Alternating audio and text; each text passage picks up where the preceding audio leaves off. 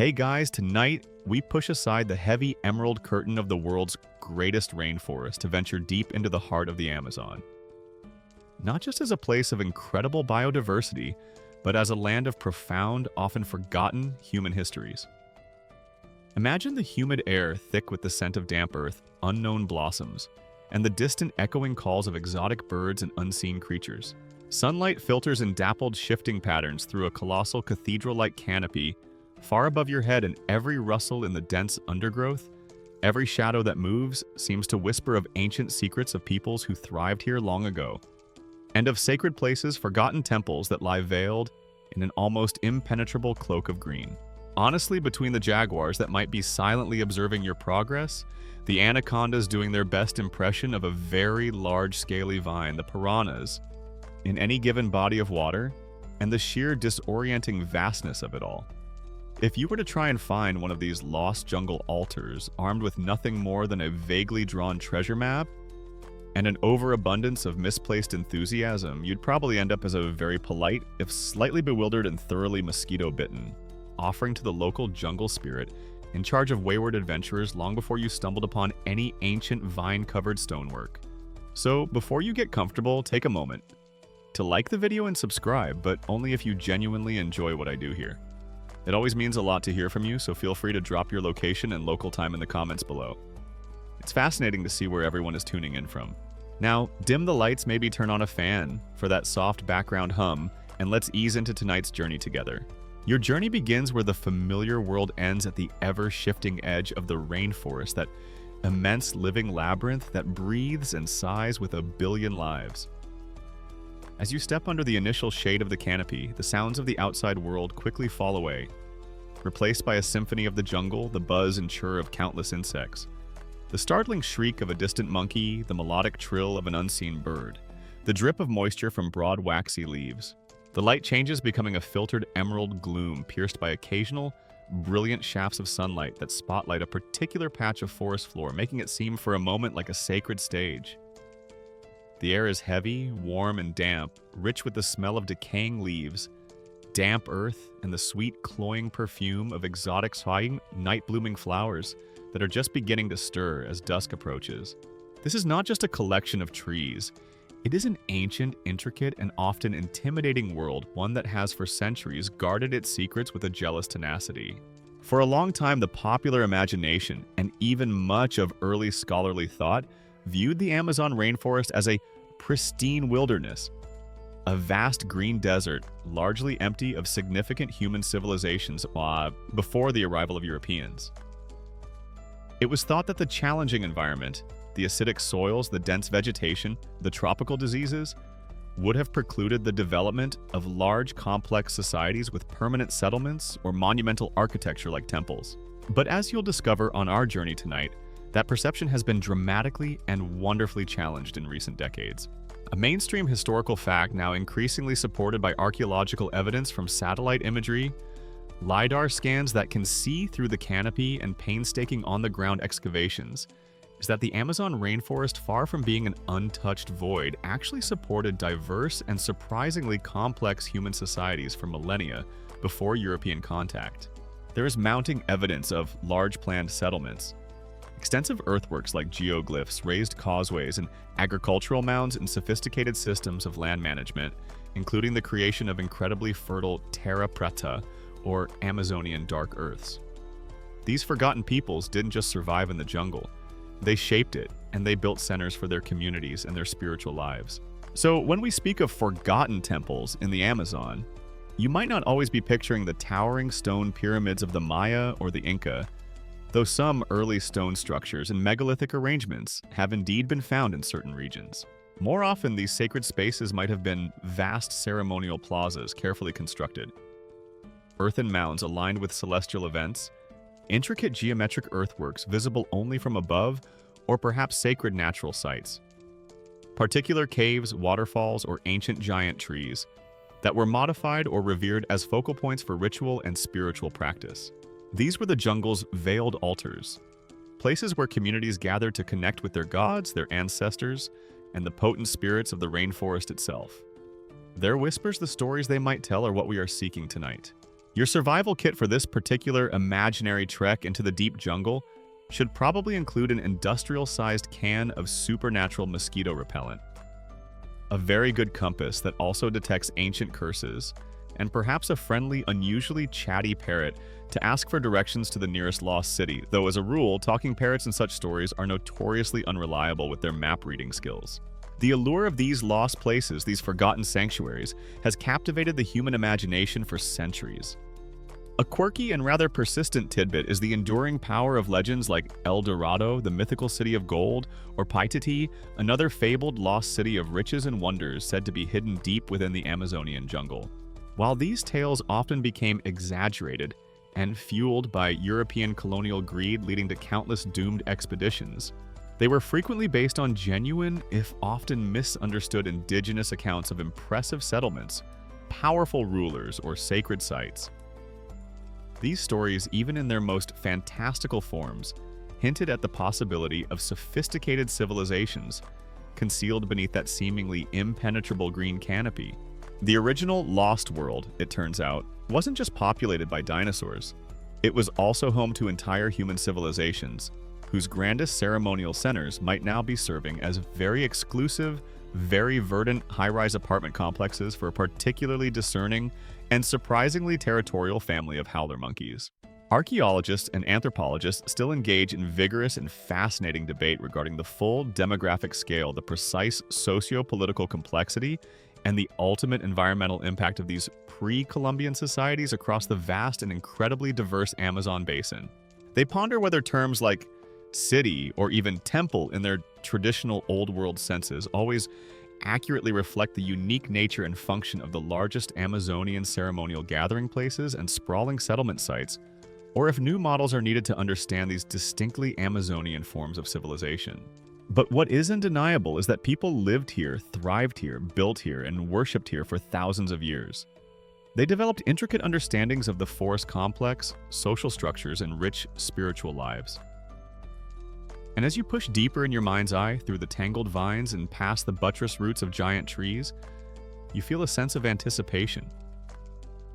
The air grows quieter, perhaps, or maybe the sounds of the jungle shift in some subtle way. You are approaching a place that was once sacred, a place where the human spirit sought connection with the divine, a place whose stories are waiting patiently to be whispered once more from the earth and the encroaching green. These are the forgotten temples, and their silent stones, their overgrown mounds are about to share their secrets with you. Your imaginary journey has begun plunging you into the emerald depths of the Amazon rainforest, a world that feels both primeval and intensely alive, whispering of ancient peoples and their forgotten sacred places. For so long as we touched upon the prevailing image of this vast jungle was one of an almost untouched, pristine wilderness. A green ocean sparsely populated by small nomadic tribes, a place where grand civilizations or monumental temples, in the way we often imagine them, simply couldn't have taken root. But the earth itself, when we learn how to listen to its subtle clues, tells a different, far more complex and much more fascinating story. The whispers of these lost sanctuaries are carried on the back of very real, very tangible echoes from the time before, Columbus evidence that paints a picture of a surprisingly populous and sophisticated human presence deep in the heart of Amazonia. One of the most compelling pieces of this revised history lies right beneath your feet in the very soil of the rainforest. Imagine as you clear away the leaf litter in certain areas, you uncover patches of unusually dark, rich, and incredibly fertile earth. A stark contrast to the typically nutrient-poor acidic soils found in much of the Amazon basin. This is Terra Preta do Indio, or Indian Black Earth. A mainstream historical fact that has revolutionized our understanding of pre-Columbian Amazonia is that these extensive areas of anthropogenic dark earths are the result of sophisticated long-term soil management and enrichment by indigenous populations centuries, even millennia ago. They were created through the intentional addition of charcoal from controlled burns pottery shards, animal bones, fish, remains compost, and other organic waste. This wasn't just accidental midden accumulation.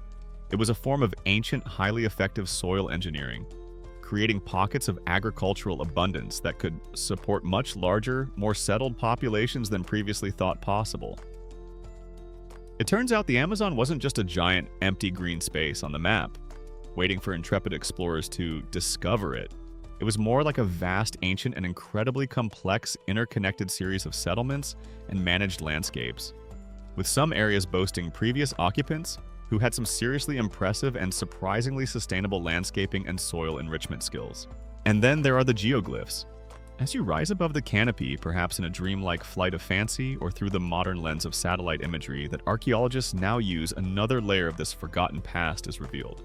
In certain regions, particularly in areas like Acre State in Brazil and parts of Bolivia, vast geometric shapes, perfect circles, precise squares, intricate rectangles, and sometimes zoomorphic figures are etched into the earth, often on a monumental scale some hundreds of meters across. These are not natural formations. They are the deliberate work of human hands created by clearing strips of forest and digging shallow ditches. Their exact purpose is still a subject of much study, but they almost certainly served as ceremonial gathering places, ritual enclosures, or perhaps even astronomical observatories, their alignments possibly linked to solstices or important constellations. The sheer scale of these geoglyphs and the organized labor required to construct them speaks volumes about the complexity and shared belief systems of the societies that created them. Their version of leaving a mark on the world wasn't just a few social media posts that would be forgotten in a week. It was creating giant, mathematically precise earthworks that you can only fully appreciate from an airplane thousands of years later. Talk about planning for the long term, and for the eventual arrival of archaeologists with really good aerial photography and a keen interest in large-scale land art. Beyond geoglyphs, the landscape in many parts of the Amazon is dotted with other human-made earthworks, artificial mounds that likely supported villages or ceremonial structures, raising them above floodplains. Raised causeways or roads, sometimes kilometers long, connecting settlements or providing access to resources, and even defensive ditches or palisades surrounding larger villages. These aren't the haphazard clearings of small transient groups. They are the hallmarks of settled, organized communities who invested considerable effort in shaping their environment to suit their needs, both practical and spiritual. And what of their material culture? For a long time, it was assumed that the humid, acidic conditions of the rainforest would have destroyed most organic artifacts, leaving little for archaeologists to find. While that is a challenge, one remarkably durable type of evidence does survive pottery. And the ceramics found in some parts of the Amazon are anything but simple. Consider the Marajoara culture, which flourished on Marajo Island at the mouth of the Amazon River from roughly 400 to 1400 CE. They produced incredibly sophisticated and elaborate pottery, including large, ornate burial urns, intricately painted vessels with complex geometric and zoomorphic designs, and even small, curiously shaped ceramic tangas or pubic coverings for women. The artistry and technical skill evident in Marajoara pottery point to a society with specialized craft production, established artistic traditions, and a rich ceremonial life. Imagine the ancient Amazonian equivalent of a particularly heated neighborhood debate about whose turn it was to manage the communal, super fertile terra preta compost heap this season. I'm telling you, Akawanto, my great-great-grandmother, initiated that particular biochar enrichment technique. Her pottery shards are probably still in there, adding to the general awesomeness of the soil. All this evidence, the terra preta, the geoglyphs, the mounds and causeways, the sophisticated ceramics, paints a picture of a pre-Columbian Amazon that was far more populous, more settled, and more socially complex than the empty wilderness image of old. These were people who understood their environment intimately, who managed it, who built substantial settlements, and who undoubtedly had rich spiritual and ceremonial lives that would have required sacred spaces their own forms of temples. Archaeologists and historical ecologists still engage in spirited debate regarding the peak population estimates for the pre-Columbian Amazon basin and the exact nature and overall extent of this anthropogenic landscape modification across its vast and incredibly diverse regions. For instance, whether some specific areas consistently supported near-urban population densities and fostered highly centralized hierarchical political entities, or if the more common model was one of numerous, widespread and often interconnected but perhaps less rigidly stratified, complex regional societies and polities. The reason these societies and their impressive works became forgotten, at least to the outside world for so long, is a tragic combination of factors. The arrival of Europeans in the 16th century brought devastating waves of disease to which indigenous populations had no immunity, leading to catastrophic population collapses in many areas, sometimes even before direct sustained contact was made. This, combined with subsequent violent enslavement and displacement, shattered many of these ancient societies, leaving their settlements and ceremonial centers to be slowly, inexorably reclaimed by the relentless encroaching power of the rainforest. And the jungle, as you know, is exceptionally good at keeping secrets.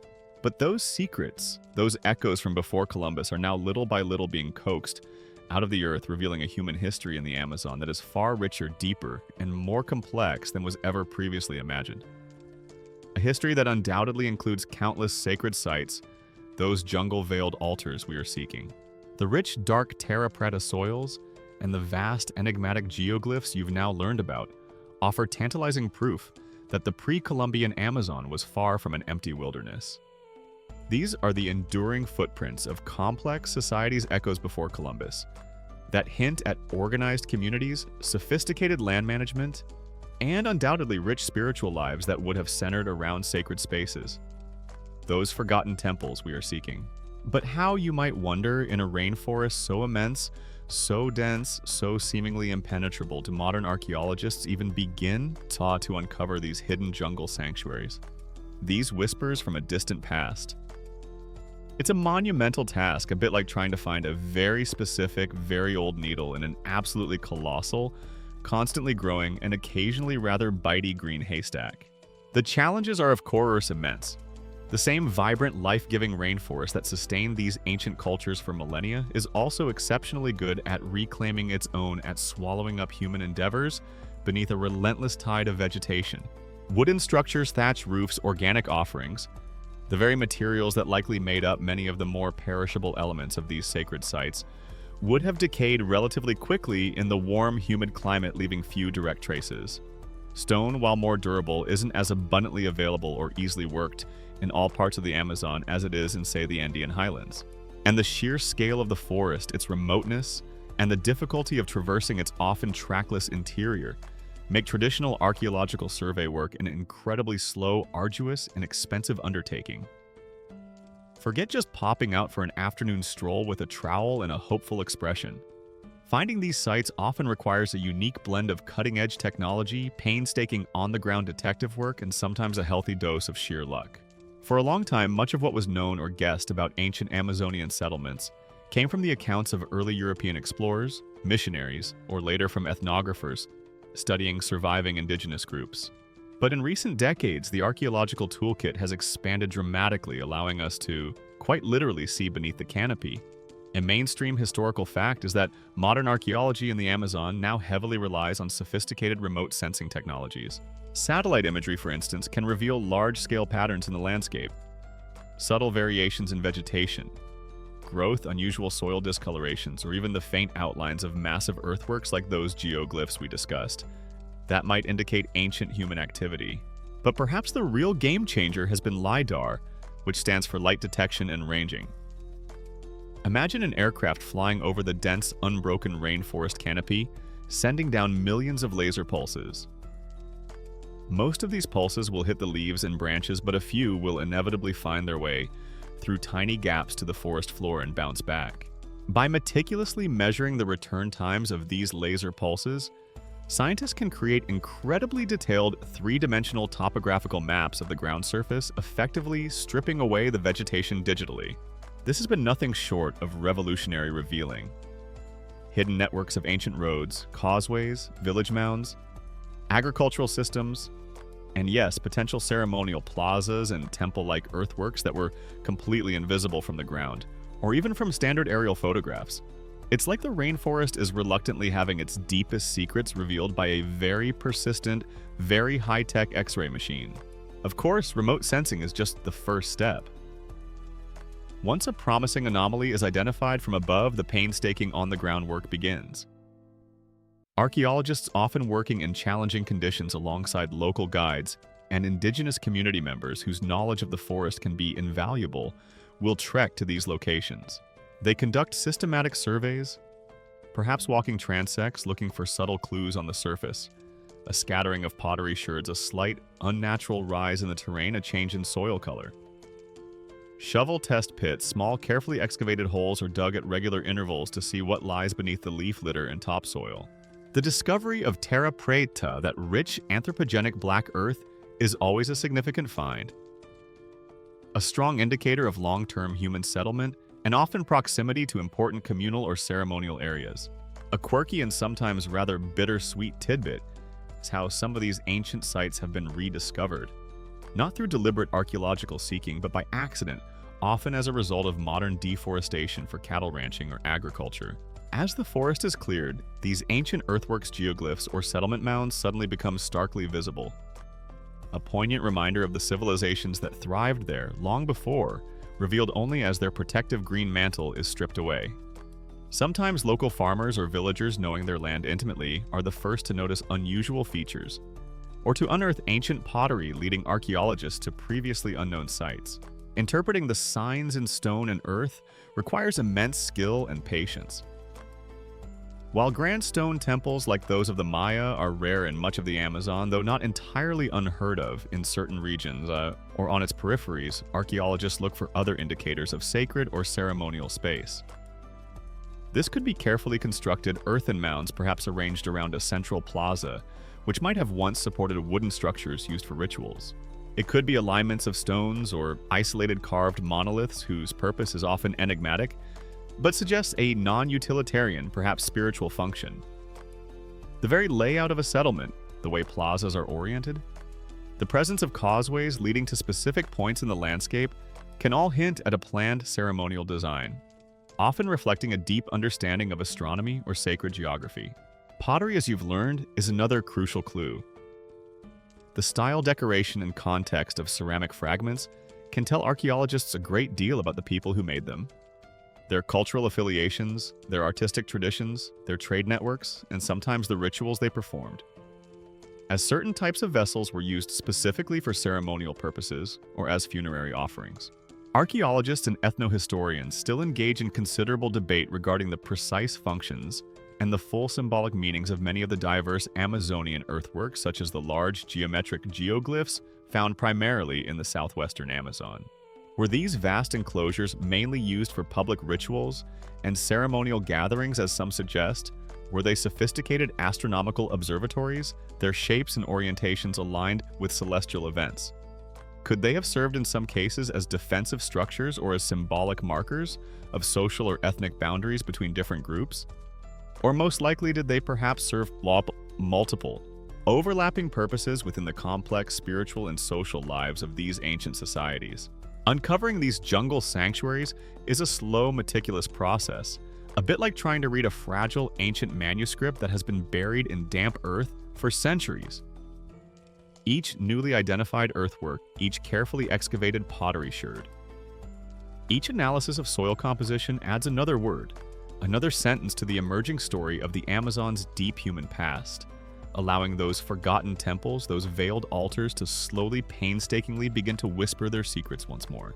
The subtle signs etched into the Amazonian earth, the faint anomalies revealed by cutting-edge LiDAR scans peering beneath the dense rainforest canopy, and the patient work of archaeologists sifting through ancient soil. These are the methods by which we begin to uncover the forgotten sacred spaces, those jungle-veiled altars that whisper of civilizations lost to time. But as these sites slowly emerge from their green slumber, a profound question naturally arises. Who were these people? Who possessed the knowledge, the organization, and the spiritual drive to construct these often monumental ceremonial centers, these green cathedrals deep within the heart of the world's largest tropical rainforest? For a long time, the answer was obscured by the persistent myth of the Amazon as an empty wilderness, a land supposedly capable of supporting only small, scattered nomadic tribes. But as you've learned, the evidence of terra preta, of vast geoglyphs, and of extensive earthworks tells a very different story. A mainstream historical fact is that the pre-Columbian Amazon was in reality home to numerous distinct and often highly complex societies, some of which achieved significant population densities, developed sophisticated agricultural practices, and possessed elaborate socio-political and ritual lives that required the construction of significant ceremonial centers. These weren't just random groups of people having a casual get-together in a particularly nice part of the jungle. These were often organized societies capable of mobilizing labor for large-scale projects that would make your average modern city planning committee break out in a cold sweat, all achieved without the benefit of CAD software, heavy machinery, or even a single decent, regularly scheduled coffee break. While many of these ancient cultures did not leave behind written records in the way we understand them, from, say, ancient Egypt or Mesoamerica, archaeologists have been able to identify and study a number of them through their material remains, their pottery styles, their settlement patterns, their unique earthwork constructions, and their art. Consider, for instance, the Marajoara culture, which flourished spectacularly at the mouth of the Amazon River on Marajo Island, roughly between 400 and 1400 CE. The Marajoara people were master ceramicists, creating incredibly elaborate and beautiful pottery, often adorned with intricate incised and painted geometric designs, as well as stylized human and animal figures. They are particularly famous for their large, ornate anthropomorphic burial urns in which they interred their dead. But beyond their stunning pottery, the Marajoara also constructed substantial artificial mounds, some covering many acres and rising several meters high. These mounds served as platforms for their villages, lifting them above the seasonal floodwaters, and also likely functioned as ceremonial centers, the focus of their ritual life.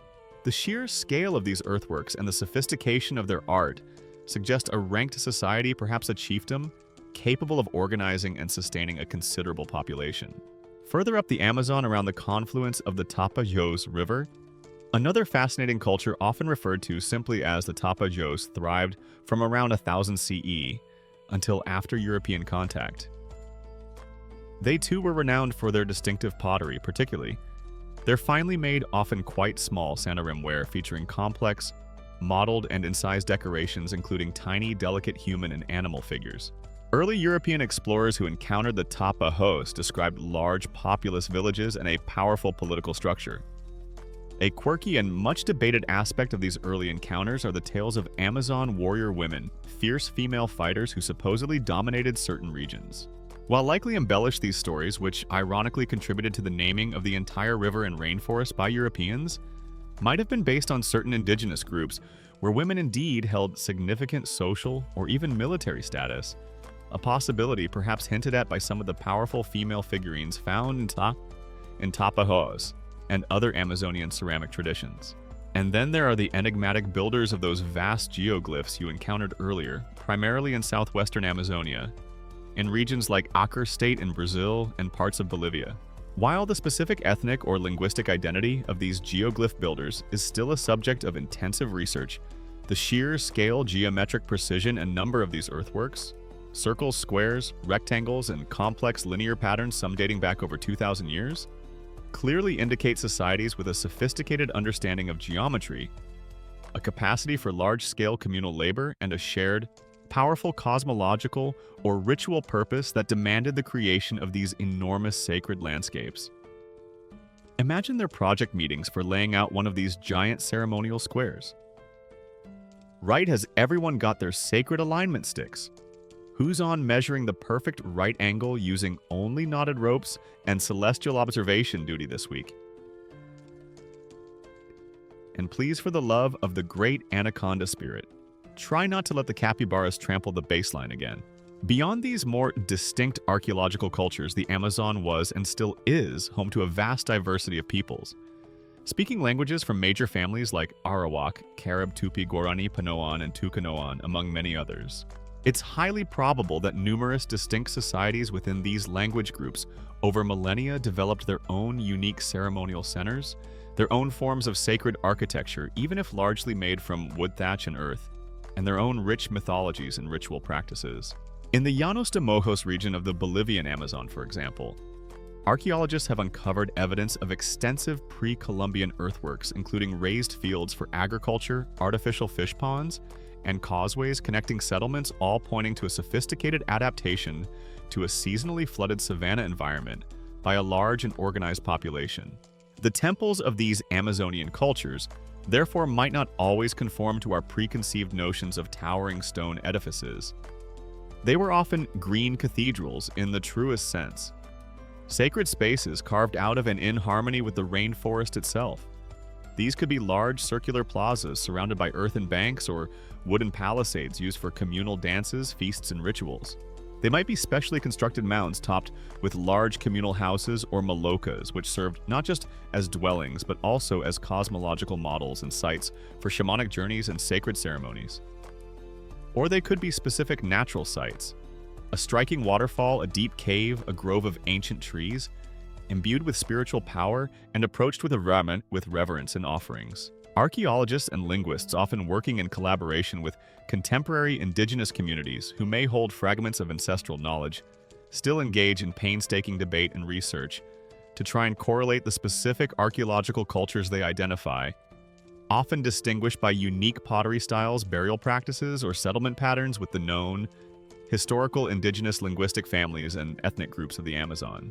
The task of confidently attributing the construction of a particular set of forgotten temple earthworks or a specific ceremonial plaza, perhaps dating back 1,000 years or more to a clearly named people or a well-defined political entity from that distant past, is an incredibly complex puzzle given the lack of contemporary written records from these societies themselves. What is clear is that the builders of these green cathedrals were not primitive or simple peoples. They were inheritors of ancient traditions, possessors of sophisticated environmental knowledge, skilled artisans, and participants in complex social and spiritual worlds. They understood the rhythms of the rainforest, the power of its spirits, and the importance of creating sacred spaces where they could connect with the cosmic forces that shaped their lives, leaving behind tantalizing, if often enigmatic whispers of their forgotten stories, etched into the very earth of the Amazon. The builders of those green cathedrals, those diverse and often surprisingly complex societies of the pre-Columbian Amazon, as you've now come to appreciate, left behind more than just intriguing pottery and mysterious patches of super fertile terra preta soil. They also left us the very layouts of their larger settlements, their ceremonial plazas, and those vast enigmatic earthworks we call geoglyphs, all whispering clues not just about who they were, but about how they saw their place in the universe. For when you begin to look closely at the orientation of these ancient sites, their relationship to the sun, the moon, the stars, and the very landscape they inhabit, you start to uncover a world of sacred geometries and deliberate forest alignments, a testament to a sophisticated understanding of cosmic rhythms and a deep spiritual connection to their environment. It would be easy to assume perhaps that a village or a ceremonial clearing in the dense rainforest was simply placed wherever was most convenient, wherever the land was flattest or the river closest. But archaeologists are increasingly discovering that the design and placement of many of these ancient Amazonian sites were anything but random. A mainstream historical fact emerging from careful surveying satellite imagery, and especially those LiDAR scans that magically peel back the forest canopy, is that numerous pre-Columbian earthworks mounds and plazas in Amazonia exhibit evidence of intentional astronomical alignments. This suggests that their builders possessed a keen observational knowledge of the sky and deliberately incorporated this celestial understanding into the very fabric of their sacred and communal spaces. So their ancient architects and spiritual engineers weren't just concerned with practicalities like good drainage for the village plaza or whether the paramount chief's hut had a decent view. They were also apparently in regular consultation with the sun, moon, and stars to ensure that their human constructions were in proper harmonious alignment with the grand overarching architecture of the cosmos. Talk about a demanding celestial planning committee. One of the most common types of alignment being investigated relates to key solar events, the solstices and equinoxes. Imagine a large, precisely constructed geometric geoglyph, a perfect square, a circle, or a complex series of radiating lines etched into the earth. Archaeologists might find that one of its main axes, or perhaps a specific opening or causeway leading into it, aligns perfectly with the point on the horizon where the sun rises or sets on the day of the summer or winter solstice or the spring or autumn equinox. Such alignments would have been invaluable for creating a calendar for marking the changing seasons crucial for agriculture, fishing, and hunting cycles, and for timing important communal rituals and festivals that were likely tied to these celestial and agricultural rhythms. Forget Stonehenge, impressive as it is. The Amazon rainforest, it seems, had its own much greener and far more extensive network of aligned sacred earthwork, tab A with winter solstice, sunrise, point B for maximum cosmic harmony, and a truly bountiful cassava harvest. It was just a bit more challenging to spot under several millennia of enthusiastic tree growth. Beyond the sun, other celestial bodies likely played a role. While direct evidence can be more elusive, it's highly probable that these ancient Amazonians also paid close attention to lunar cycles and to the rising and setting points of particularly bright stars or prominent constellations that held significance in their local cosmologies. Perhaps the appearance of the Pleiades constellation at a certain time of year signaled the start of the rainy season or an important fishing period. Or maybe a particular alignment of Orion's belt or the Southern Cross low in their sky was linked to ancestral spirits, or specific mythological events and their ceremonial sites were designed to honor or track these celestial markers. The creation of such alignments required considerable skill. It meant patient, meticulous observation of the heavens over many years, probably by a specialized class of priests, shamans, or skywatchers. It also implied a sophisticated practical understanding of geometry and surveying techniques to translate those celestial observations into large-scale constructions on the ground, ensuring that mounds were correctly oriented, that plazas faced the right direction, or that the sides of a giant earthen square were truly straight and its corners perfectly angled. But it wasn't just the sky that dictated the sacred layout of these sites. The earthly landscape itself was often a key consideration. You might find that a major ceremonial center is deliberately aligned with a prominent, distant mountain peak believed to be the abode of a powerful spirit, or with a significant bend in a major river, or perhaps with the source of a sacred spring. Natural clearings, unusual rock formations, or ancient towering trees might be incorporated as integral parts of the sacred design, their own inherent spiritual power recognized and woven into the human-made environment. This created a kind of sacred geography where the human world and the spirit-infused natural world were not separate but deeply interconnected and in constant dialogue. The patterns themselves, the circle, squares, and interconnected lines of the geoglyphs or the arrangement of mounds around a central plaza, likely held deep symbolic meaning, perhaps representing cosmological models, clan territories, or pathways for ritual processions. The very act of shaping the earth in these ways was a powerful statement, a way of imprinting human understanding of order and sacredness onto the land itself. You can almost imagine the lad shaman astronomer and chief earthwork engineer of the day, perhaps with a very long sighting stick and a team of equally dedicated assistants meticulously planning, no shift, that enormous ceremonial mound precisely 3 cubits further to the east. Its main axis isn't perfectly aligning with the rising point of the Jaguar constellation during the peak of the rainy season, just before the pre-dawn appearance of the sacred anaconda spirit. Do you want the great caiman in the sky to be mildly, if supernaturally, irritated with our sacred geometry this year or not? Archaeologists and archaeoastronomers still engage in considerable and often quite fascinating debate regarding the precise level of astronomical sophistication attained by different pre-Columbian Amazonian societies, and the exact range and consistency of celestial phenomena they might have systematically tracked. They carefully analyze orientations, look for repeating patterns across multiple sites, and try to determine whether all observed alignments are indeed intentional and culturally significant, or if some might be coincidental, or perhaps the result of other more pragmatic landscape-orienting principles, such as following natural contours or prevailing winds, which we may not yet fully understand. What is becoming increasingly clear, however, is that for many of the ancient peoples who built these forgotten temples and ceremonial centers, the universe was not a random or chaotic place. It was an ordered cosmos filled with meaning, its rhythms and patterns reflected in the movements of the sun, moon, and stars, and in the very shape of the land around them. By aligning their sacred spaces with these celestial and terrestrial powers, they were not just creating places for ritual, they were actively participating in the maintenance of that cosmic order, harmonizing their human world with the greater divine plan and ensuring that their green cathedrals resonated with the very pulse of the universe. Their forgotten stories whispered not just by the jungle but by the stars themselves. The sacred geometries and celestial alignments, etched into the very earth by the builders of those forgotten Amazonian temples, as you've now imagined, speak volumes about their sophisticated understanding of the cosmos and their desire to harmonize their human world with its grand, rhythmic cycles. These were people deeply attuned to the sun, the moon, the stars, and the sacred contours of their forest landscape. But beyond the monumental scale of their earthworks and the careful orientation of their ceremonial plazas, what other more intimate clues did they leave behind? What whispers of their forgotten beliefs, their myths, their understanding of the supernatural might still echo from the smaller, more personal relics they crafted and used within these jungle-veiled sanctuaries. For this, you must now turn your attention to the myths that might be etched on surviving artifacts, particularly their remarkable pottery. In a rainforest environment where organic materials like wood carvings, intricate featherwork, woven textiles, and painted gourds decay, with heartbreaking speed, pottery shards are often one of the most durable and abundant legacies left behind by ancient peoples.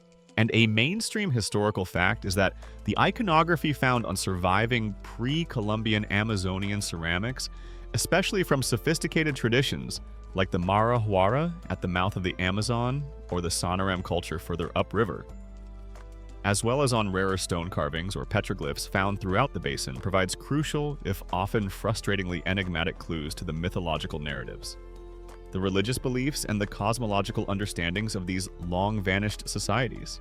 Archaeologists and art historians become like detectives of ancient symbolism, meticulously analyzing recurring motifs stylized. Representations of humans, animals, and strange composite beings and complex geometric patterns, all in an effort to coax out the forgotten stories these relics hold.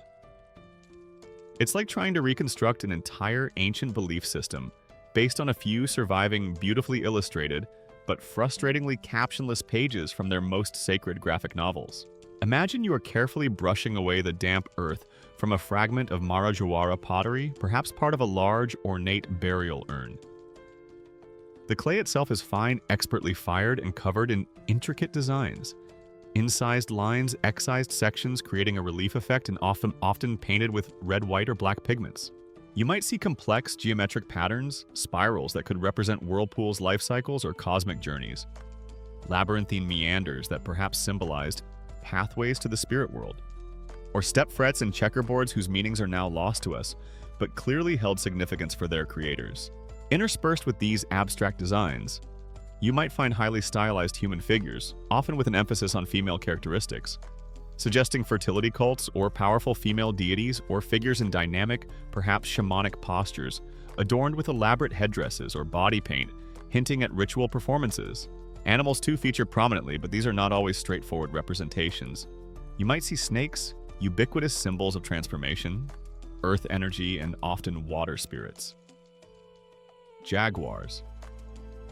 The most powerful predators of the rainforest might represent shamanic power, chiefly authority or dangerous spirits of the deep forest. Birds, especially raptors or those with striking plumage, could symbolize celestial connections or spirit messengers. And then there are the truly fascinating composite beings, human figures with animal heads, animals with human attributes, or creatures that blend the features of multiple animals, all suggesting a rich mythology filled with transformative beings, spirit allies, or perhaps depictions of shamans and ecstatic soul flight experiences where the boundaries between human and animal blurred. Their ancient artists were clearly not advocates of minimalist design. You can almost hear them saying more spirals, more enigmatic, slightly unsettling faces.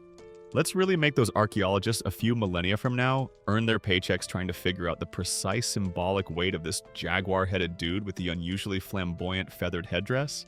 The Sonoran culture, known for its incredibly intricate and often three-dimensional pottery, offers another set of tantalizing clues.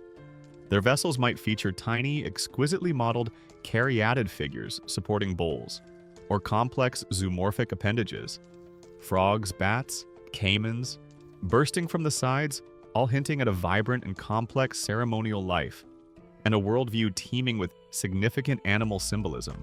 Stone artifacts, though rarer in many parts of the Amazon than pottery, can also whisper stories. Carved monoliths or stelae, sometimes found associated with plazas or mounds, might bear simple but potent symbols. Petroglyphs, images pecked or incised into rock outcrops, often near rivers or waterfalls, can depict human-like figures. Animals and geometric designs whose meanings were likely tied to local myths, territorial markers, or shamanic visions. And then there are the enigmatic murakitas, small, beautifully carved amulets typically made from greenstone like nephrite or jadid, often in the stylized shape of a frog or other animals. These have been found across a vast area of Amazonia, suggesting widespread trade and shared cultural or spiritual significance, though their precise meaning and use, whether as symbols of status, fertility charms, protective talismans, or something else entirely, are still debated by scholars. Finding one of these beautifully polished frog amulets must have been the ancient Amazonian equivalent of finding a particularly rare and powerful Pokemon card. You might not be entirely sure what all its special abilities were, but you knew it was something valuable and probably best not to trade it away for a handful of ordinary river pebbles. Interpreting this ancient iconography is, of course, an immense challenge. Without written texts from these cultures to explain their own symbols, archaeologists must rely on a careful combination of methods comparing motifs across different sites and regions to see which ones were widespread and which were local. Looking for patterns in how symbols are combined or placed on an object. Considering the context in which the artifact was found, a burial, a ceremonial deposit, a domestic midden, and very cautiously, drawing analogies with the beliefs and artistic traditions of contemporary indigenous Amazonian peoples, who may retain echoes of these ancient symbolic systems in their own oral traditions and shamanic practices. A quirky and often frustrating aspect for researchers is the recurrence of certain enigmatic symbols, whose precise meaning remains stubbornly elusive. Perhaps it's a particular type of spiral that appears on pottery from multiple unrelated cultures, or a strange abstract geometric pattern found etched on rocks hundreds of miles apart. These tantalizingly suggest some shared ancient symbolic language or a widely diffused belief, but the key to unlocking their full story is often lost to time. Archaeologists and iconographers still engage in considerable scholarly debate regarding the precise meanings, the specific cultural affiliations, and the potential for regional variations in the interpretation of many of these recurring, abstract, zoomorphic, or highly stylized anthropomorphic symbols found on ancient Amazonian pottery stone carvings and other surviving relics. Are we looking at evidence of a shared, widespread symbolic system that transcended different linguistic and ethnic groups across the Amazon basin, perhaps related to fundamental cosmological ideas or shamanistic practices? Or were the interpretations of these symbols often highly localized, their meanings shifting significantly from one culture or even one specific historical period to another, making broad generalizations perilous? What is certain is that these myths etched on relics, these fragments of ancient artistry, are like the scattered pages of a vast lost library. Each piece, however small or enigmatic, offers a precious glimpse into the minds of the people who inhabited those forgotten temples, who performed rituals under the deep canopy shade, and who sought to express their understanding of the sacred, the powerful, and the mysterious forces that shaped their world. They are whispers in clay and stone, inviting us to ponder the stories they once told so vividly. The enigmatic symbols etched onto ancient pottery shards, the subtle alignments of earthen mounds with the distant stars. These are the precious, if sometimes frustratingly cryptic clues left behind by the builders of the Amazon's forgotten temples. They are like the silent program notes for a grand ancient performance whose music and dance have long since faded into the forest's embrace. But as you stand within the imagined precincts of one of these jungle-veiled sanctuaries, the air thick with the scent of damp earth and unseen blossoms, you can try to listen very carefully for the faintest echoes of the rituals and ceremonies that once filled these spaces with life, with meaning, and with sacred power. What devotional acts, what communal celebrations, what appeals to the spirit world once took place under this deep canopy shade? While we lack the detailed written accounts that illuminate, say, ancient Egyptian or Mayan rituals, a mainstream historical fact is that archaeologists can infer a great deal about the ceremonial lives of these pre-Columbian Amazonian societies by carefully examining the layout of their site, the types of artifacts found, and by drawing cautious analogies with the spiritual practices of contemporary indigenous Amazonian peoples who may retain echoes of these ancient traditions. The evidence strongly suggests that these forgotten temples were far from silent, empty places. They were vibrant hubs of communal and spiritual activity. Their ancient Amazonian event planning committee was probably kept very busy ensuring the ritual offerings were correctly prepared, The sacred chants were harmonized, and there was enough specially brewed fermented cassava beverage to keep both the human participants and the honored spirit guests in a suitably uplifted and agreeable mood. Imagine, for instance, a large open plaza, perhaps cleared, in the heart of a village, or surrounded by carefully constructed earthen mounds. Such spaces, found at many ancient Amazonian sites, strongly point to communal gatherings. Here, under the filtered sunlight or the light of flickering fires by night, entire communities would have come together for important rituals. Feasting and drinking were likely central components. The discovery of large quantities of serving vessels, elaborate pottery bowls, and evidence of food preparation like animal bones or carbonized plant remains in midden heaps nearby suggest that sharing food and drink was a vital way to reinforce social bonds. Honor the gods or ancestors and celebrate key moments in the agricultural or ceremonial calendar. Music and dance too would have filled these spaces. While musical instruments made of perishable materials like wood or gourds rarely survive, archaeologists have occasionally found beautifully crafted bone flutes, clay ocarinas, or ceramic rattles hinting at the soundscapes of these ancient ceremonies. The rhythmic beat of drums, the haunting call of flutes, the percussive shake of rattles, and the collective chanting or singing of many voices would have created a powerful, immersive atmosphere, perhaps inducing altered states of awareness or inviting the presence of spirits. You can almost picture figures adorned with feathers, shells, and intricate body paint. Their movements synchronized in ancient, meaningful dances that told stories of creation of mythical heroes or of the changing seasons. Forget a quiet, contemplative meditation retreat. Some of their major ceremonies might have involved some pretty intense all-night drumming, some very enthusiastic and possibly quite trance-inducing dancing, and a level of communal participation that could make your average modern music festival look like a rather sedate and overly restrained afternoon tea party. The figure of the shaman, that specialist in navigating the spirit world, would undoubtedly have been central to many of these rituals. Within these sacred spaces, the shaman would perform ceremonies for healing, for divination, perhaps seeking guidance on when to plant or hunt, or the cause of some misfortune, for communicating with ancestral spirits, or for undertaking spiritual journeys to other realms to retrieve lost souls or negotiate with powerful deities. Evidence for shamanic practices might be inferred from certain types of iconography on pottery, perhaps figures in trance-like postures or human-animal composite beings representing shamanic transformation, or from the presence of specific ritual paraphernalia. The use of sacred plants, some perhaps with psychoactive properties to induce visions or facilitate contact with the spirit world, was and is a known part of some Amazonian shamanic traditions, and such practices, handled with immense ritual care and deep traditional knowledge, would have been integral to certain ceremonies. Offerings to the deities and spirits of the rainforest were, of course, a constant theme. As you've learned, this was a world perceived to be alive with spiritual forces, and maintaining a good relationship with them was essential. Within these ceremonial centers, specific areas might have been designated for offerings. Perhaps a central mound, a sacred fire, or a particular shrine. These gifts could range from simple food and drink to more valuable items like finely crafted pottery, polished stone axes, intricate featherwork, or precious shells, and beads obtained through long-distance trade. For particularly important occasions, or to appease a greatly angered spirit, sacrifices of small animals might have been made, the act imbued with deep solemnity and ritual precision. Ancestor veneration also likely played a significant role. Those elaborate Marahuara burial urns, for instance, suggest a complex set of beliefs and rituals surrounding death and the afterlife, with the ancestors perhaps being interred within or near these ceremonial centers, their spirits remaining a potent presence in the life of the community to be honored, consulted, and appeased through regular rites.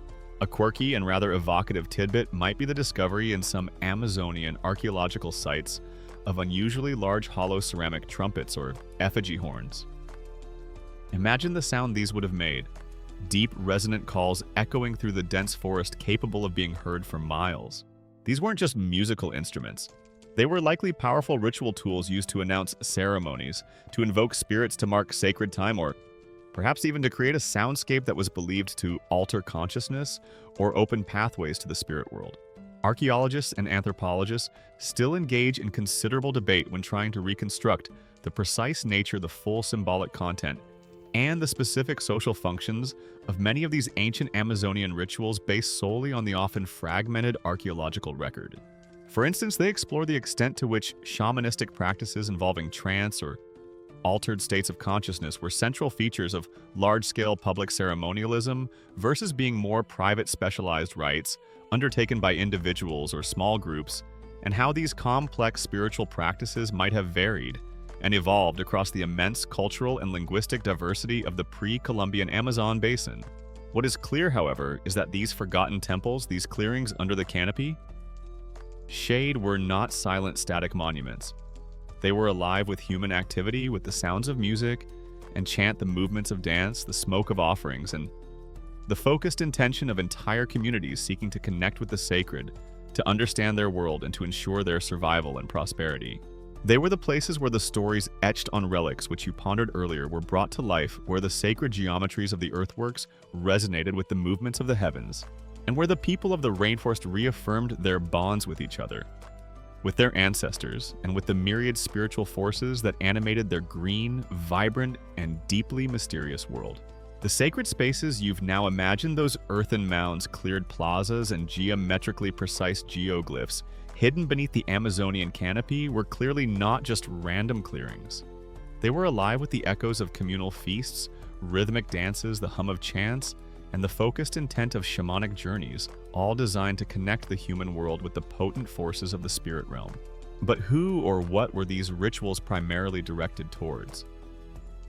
As you gaze deeper into the shadows of these forgotten temples, you begin to sense the presence of the powerful elemental deities and nature spirits, who likely held sway here, particularly those intertwined with the lifeblood of the rainforest, the great rivers, and the life-giving or sometimes terrifying rain.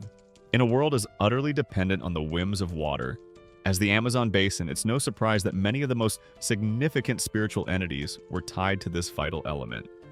A mainstream historical fact across numerous indigenous Amazonian cosmologies is the profound reverence for and often personification of major rivers' rainstorms, and the forest itself as powerful deities or spirits. These weren't just abstract concepts. They were active, often sentient forces that directly shaped daily existence, capable of bestowing immense bounty or unleashing devastating destruction. Their chief deity in charge of making it rain probably had one of the most demanding and closely scrutinized jobs in the entire pantheon, and you can be sure the community was exceptionally quick to provide detailed feedback, usually in the form of increasingly urgent offerings and some very persuasive shamanic dancing, if the divine sprinkler system was perceived to be underperforming, or conversely over-delivering with a bit too much enthusiasm. Imagine the great river spirit, perhaps envisioned as an immense sinuous anaconda, its coils forming the very bends and oxbows of the mighty Amazon, or one of its significant tributaries. This colossal serpent deity would be the master of all aquatic life, the guardian of fish stocks, the controller of currents and navigation. Pleasing the spirit meant abundant catches for your fishing expeditions, safe passage for your canoes, and the river staying within its banks, nourishing your floodplain gardens. But an angered river serpent could mean treacherous whirlpools, the disappearance of fish, sudden canoe-swamping floods, or even the appearance of its more fearsome emissaries. Perhaps unusually large caimans or anacondas with a distinctly unfriendly glint in their eyes. Forget just checking the daily river level on a gauge. You'd be far more concerned with trying to interpret the mood of the great river serpent itself. Is its scaly immensity looking a bit coiled and broody down by the big rocks today? Best advise everyone to postpone any canoe trips and perhaps double-check the integrity of their hut stilts just in case. Then there are the rain deities, or the spirits of the storm. In a rainforest, rain is of course essential.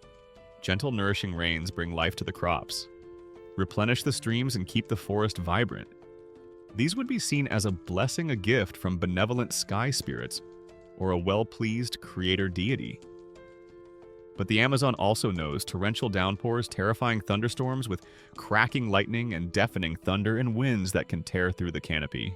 These destructive aspects of weather would also be attributed to powerful, sometimes wrathful sky spirits or storm gods, whose anger needed to be appeased or whose passage needed to be respectfully acknowledged. Rituals performed in those open plazas or on top of ceremonial mounds might have been specifically designed to invoke life-giving rain during dry spells, or to pacify the storm spirits and protect the community from their fury. The characteristics of these nature deities were often as complex and multifaceted as the environment itself. They were rarely just purely good or purely evil. Like the rainforest, they could be incredibly generous, providing all that was needed for life, but they could also be dangerous, unpredictable, and demand constant respect and careful attention. Many of these entities would almost certainly have been considered shapeshifters, their forms as fluid and changeable as water itself, or as quick and elusive as a jungle animal. The Great River Serpent might also appear as a handsome man or a beautiful woman on the riverbank.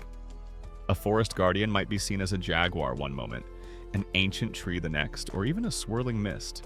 The temples you are exploring, those earthen structures and cleared ceremonial spaces, would have been the focal points for interacting with these powerful elemental beings. Offerings would be made here, perhaps the first cassava roots from a new harvest dedicated to an Earth Mother spirit, or particularly fine fish given back to the river god. Libations of chicha.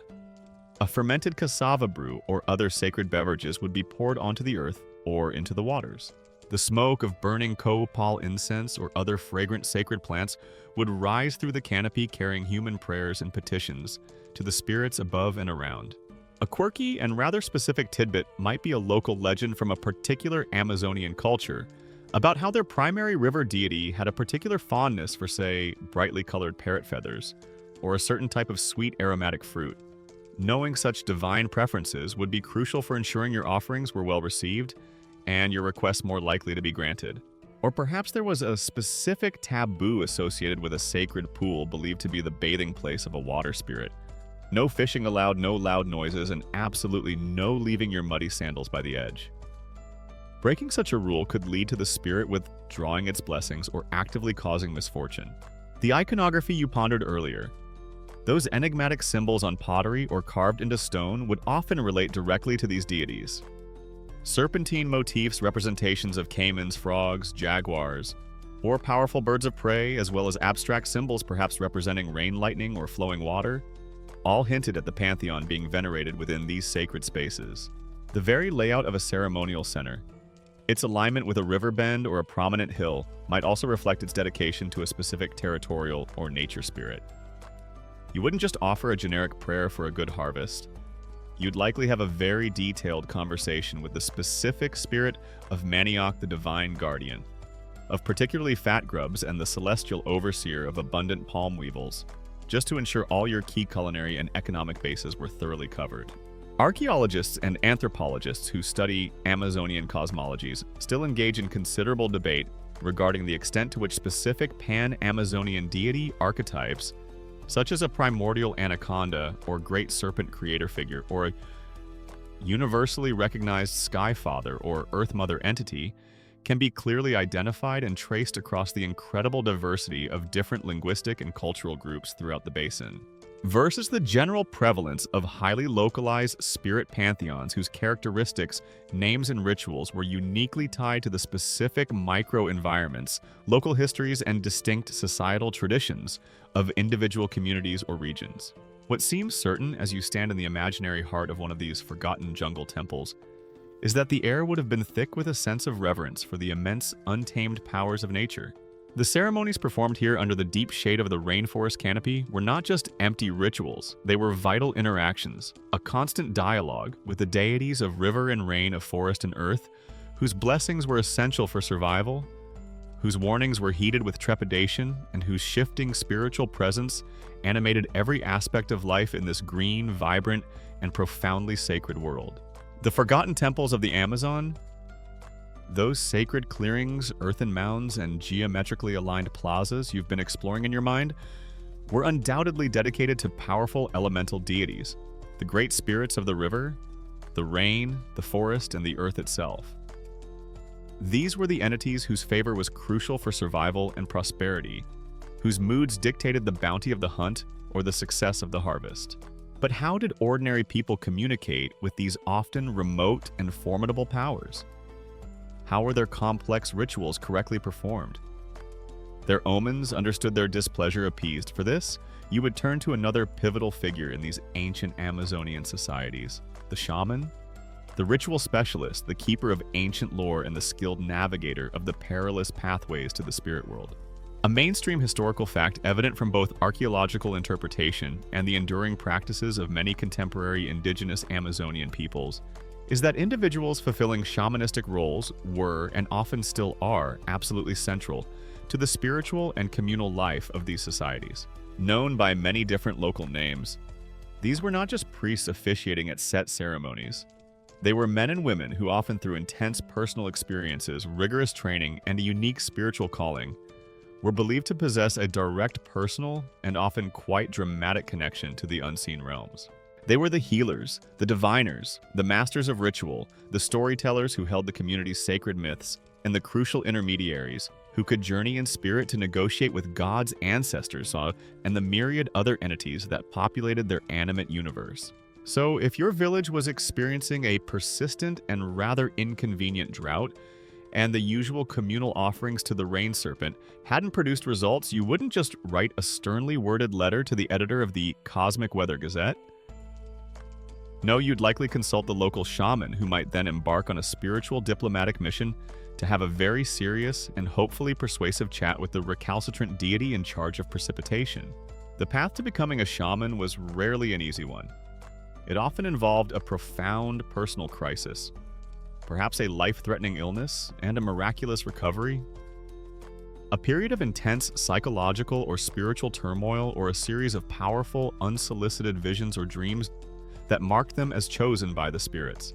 This initial calling would then typically be followed by a long and demanding apprenticeship under an established elder shaman, during which they would learn the secret knowledge of their tradition, the names and characteristics of countless spirits, the intricate details of rituals and chants, the properties of medicinal and sacred plants, the techniques for entering trance states, and the methods for diagnosing and treating illnesses which were often believed to have spiritual causes.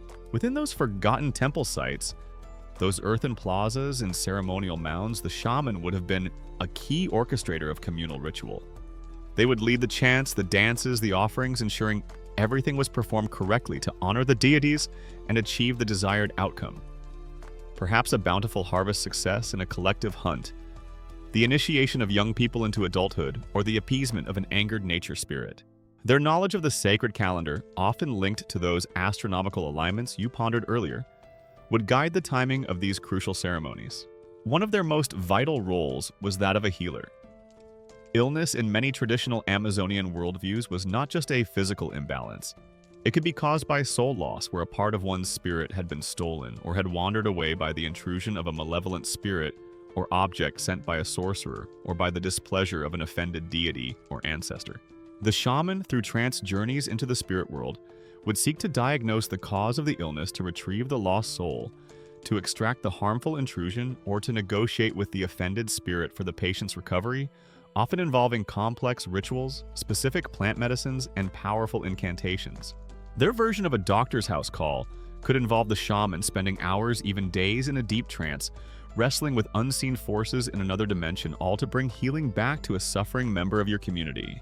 As diviners, shamans were the community's spiritual troubleshooters and fortune tellers. They could interpret omens, understand the meaning of potent dreams, perhaps even those involving shapeshifters, find lost objects or people, or predict the outcome of future events. A quirky and rather fascinating tidbit might concern the specific tools or methods a shaman used for divination. While some might cast lots with marked seeds or stones, or scry into a polished surface or a bowl of water, others might enter a trance and see information directly, or have spirit allies, perhaps an animal familiar or an ancestral guide, who would whisper secrets to them. Some Amazonian shamans were renowned for their ability to read the patterns in smoke from sacred tobacco, or to interpret the calls of certain birds or the behavior of specific insects as messages from the spirit world. The shaman's connection to the world of shape-shifting spirits was particularly profound. Not only were they the primary interpreters of encounters with such beings, but in many traditions, powerful shamans were themselves believed to be able to transform, or at least to send their spirit out in the guise of an animal, often a jaguar, a great eagle, or a powerful serpent. This shamanic shape-shifting allowed them to travel vast distances in the spirit realm, to see with animal senses, to confront or negotiate with other spirits on their own terms, or to gain access to hidden knowledge. The jaguar in particular, with its strength, its stealth, and its nocturnal habits, is a very common shamanic power animal across much of Amazonia, seen as a master of transformation and a guardian of sacred hidden places. Forget a simple business class upgrade for important travel. A high-level shaman might just opt for the transform into a harpy eagle and get there in half the time with a much better view option. The regalia worn by a shaman during ceremonies was often spectacular and imbued with spiritual power. Elaborate headdresses made from the feathers of sacred birds, necklaces of jaguar teeth or anaconda vertebrae, belts hung with shells or polished stones, intricately painted designs on their bodies, and perhaps a carved staff, or a sacred rattle that was used to call the spirits or to mark the rhythm of their chants and dances. These were not mere costumes. They were sacred attire transforming the shaman into a living conduit for spiritual power. Anthropologists and scholars of comparative religion and shamanistic studies continue to engage in deep and often respectful debate regarding the precise nature, the psychological underpinnings, and the experiential realities of shamanic trance states and visionary encounters across diverse cultures worldwide, including those of the Amazon.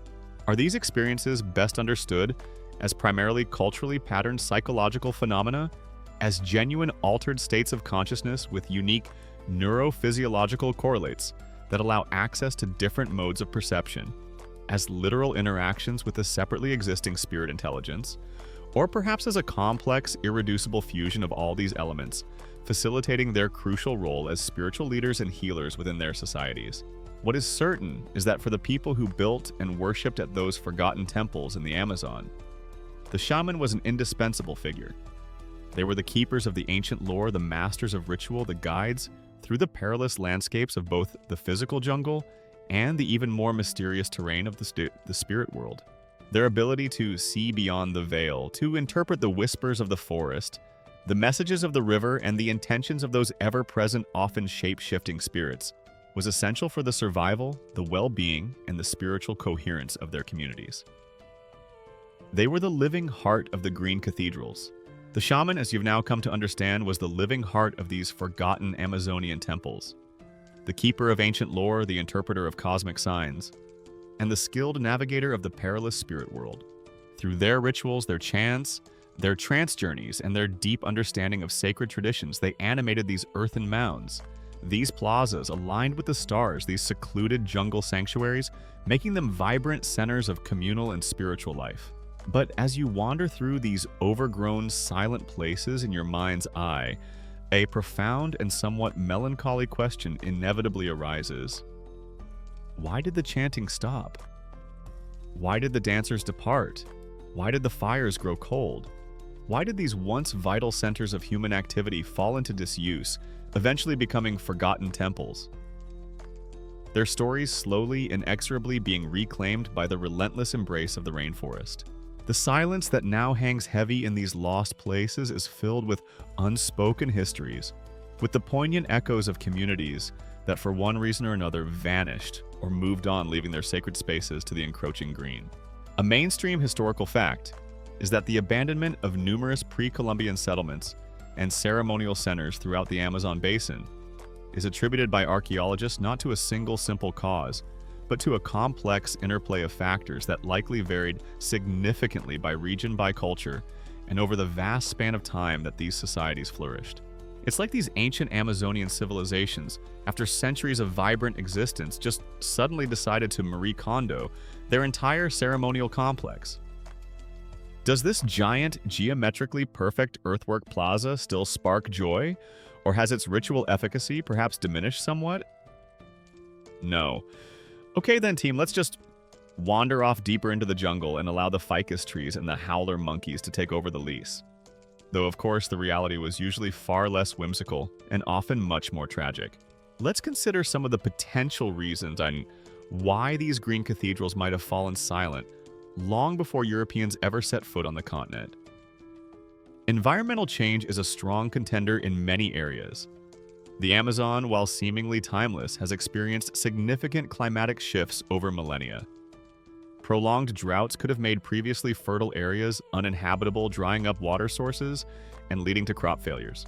Conversely, changes in river courses, a major Amazonian river deciding to carve a new path, as they are wont to do, could leave a once thriving riverside settlement suddenly high and dry, or conversely permanently inundated.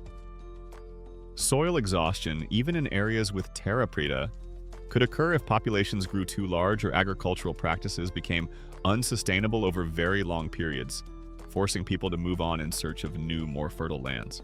Resource depletion, such as the overhunting of local game, or the exhaustion of specific forest products vital for ritual or daily life, might also have played a role. Then there's the ever-present factor of human conflict. While the old myth of a completely peaceful, noble savage Amazon has long been dispelled, it's certain that pre-Columbian societies, like societies everywhere, experience warfare and intergroup competition. Disputes over territory, access to resources, trade routes, or perhaps even religious or political dominance could have led to conflicts that resulted in the destruction or abandonment of settlements and their ceremonial centers. Archaeological evidence for warfare can sometimes be found in the form of defensive structures like palisades or ditches around villages, or in skeletal remains, showing signs of violent trauma, though such evidence is not always easy to find or interpret in the Amazonian context. Internal social and political upheaval could also have led to the decline and abandonment of these sites. Perhaps a powerful ruling lineage lost its legitimacy, or a priestly class lost its credibility if their rituals and prophecies failed to avert disaster.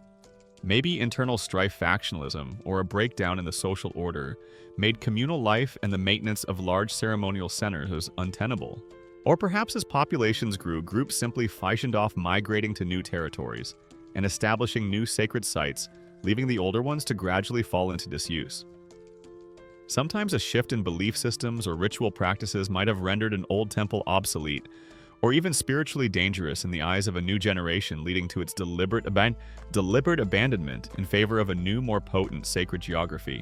However, for many of the forgotten temples and lost societies of the Amazon, the most devastating and often final silence fell, with the arrival of Europeans from the late 15th century onwards. This wasn't an immediate continent-wide event, as much of the Amazon remained uncontacted for centuries more. But the ripple effects of the European presence were catastrophic. The most significant factor was disease. Old world illnesses like smallpox, measles, influenza, and typhus, to which indigenous Amazonian populations had absolutely no prior exposure and therefore no immunity, swept through the continent with terrifying speed and lethality. These virgin soil epidemics often preceded direct physical contact with Europeans, spreading inland along indigenous trade routes and river networks, causing demographic collapse on an unimaginable scale, sometimes wiping out 90% or more of a local population within a few generations. Entire villages, entire regions could be emptied. Their social structures shattered, their complex knowledge systems, including the rituals and meanings associated with their sacred sites, lost forever as the elders and lore keepers perished. A quirky and deeply poignant archaeological mystery that sometimes occurs is the discovery of a site that appears to have been abandoned very suddenly, with everyday tools, pottery, and even food preparation items left as if the inhabitants expected to return shortly, but never did. Such scenes paint a heartbreaking picture of a community overwhelmed by a sudden, inexplicable catastrophe, very possibly one of these devastating new diseases. Beyond disease, direct violence, enslavement, and forced displacement at the hands of European colonizers, explorers, and later rubber tappers or miners also played a brutal role in destroying indigenous societies and leading to the abandonment of their ancestral lands and sacred places. Archaeologists and paleo-environmental scientists still engage in intense and ongoing debate regarding the primary drivers and the relative weight of these various factors, such as long-term climate change versus more localized, human-induced environmental degradation, or the impact of internal societal dynamics and endemic warfare versus the overwhelming catastrophe of post-contact epidemic diseases. In explaining the complex cycles of cultural fluorescence decline and site abandonment observed in different parts of the pre-Columbian Amazon basin across its many millennia of human occupation. Once a site was abandoned for whatever combination of these tragic reasons, the powerful, relentless rainforest moved in with surprising speed.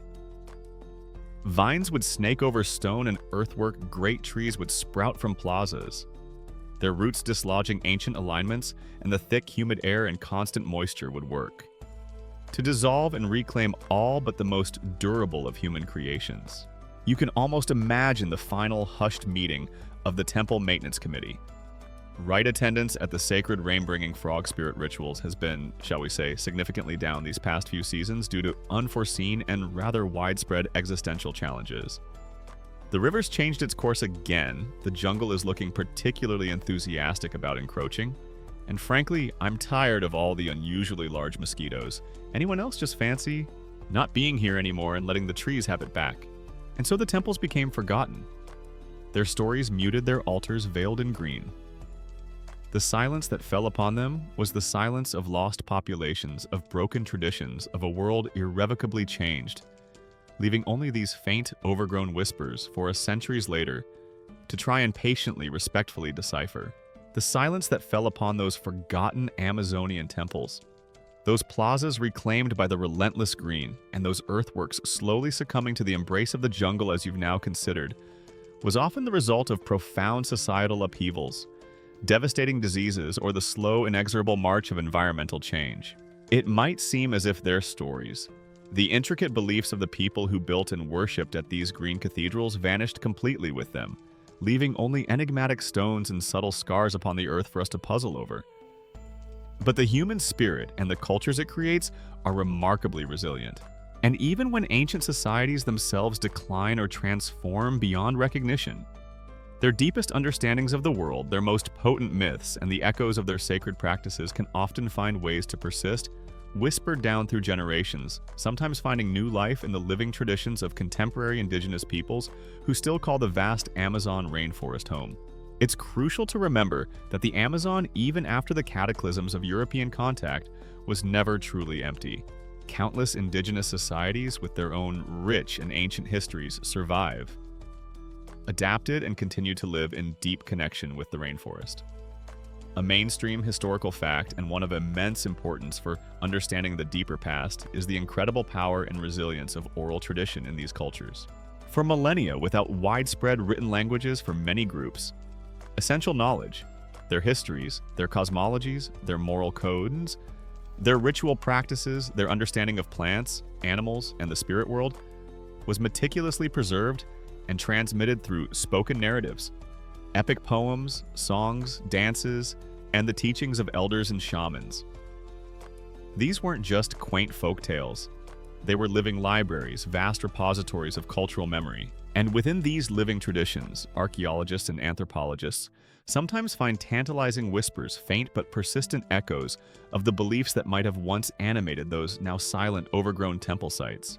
Their ancient wisdom, you see, wasn't primarily stored on fragile papyrus scrolls or easily shattered clay tablets.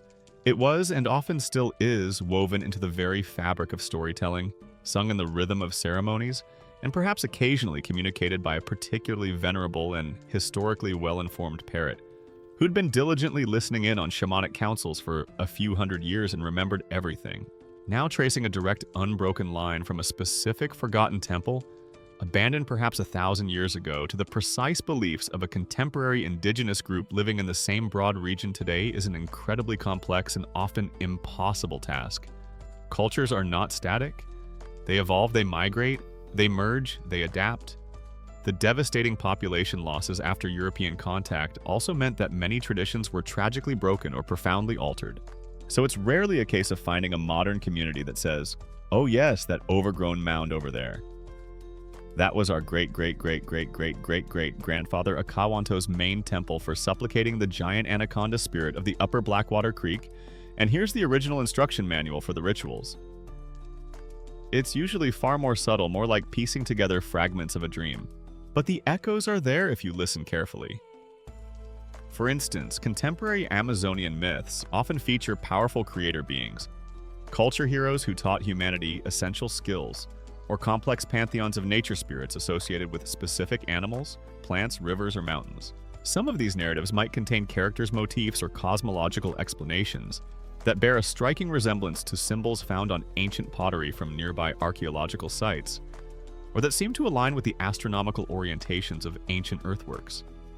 A local legend about a first ancestor emerging from a particular sacred cave might take on new significance if archaeologists discover ancient ceremonial deposits within that very cave. The role of the shaman, which you explored earlier as being central to the life of those forgotten temple cultures, often continues with remarkable continuity in many contemporary indigenous societies.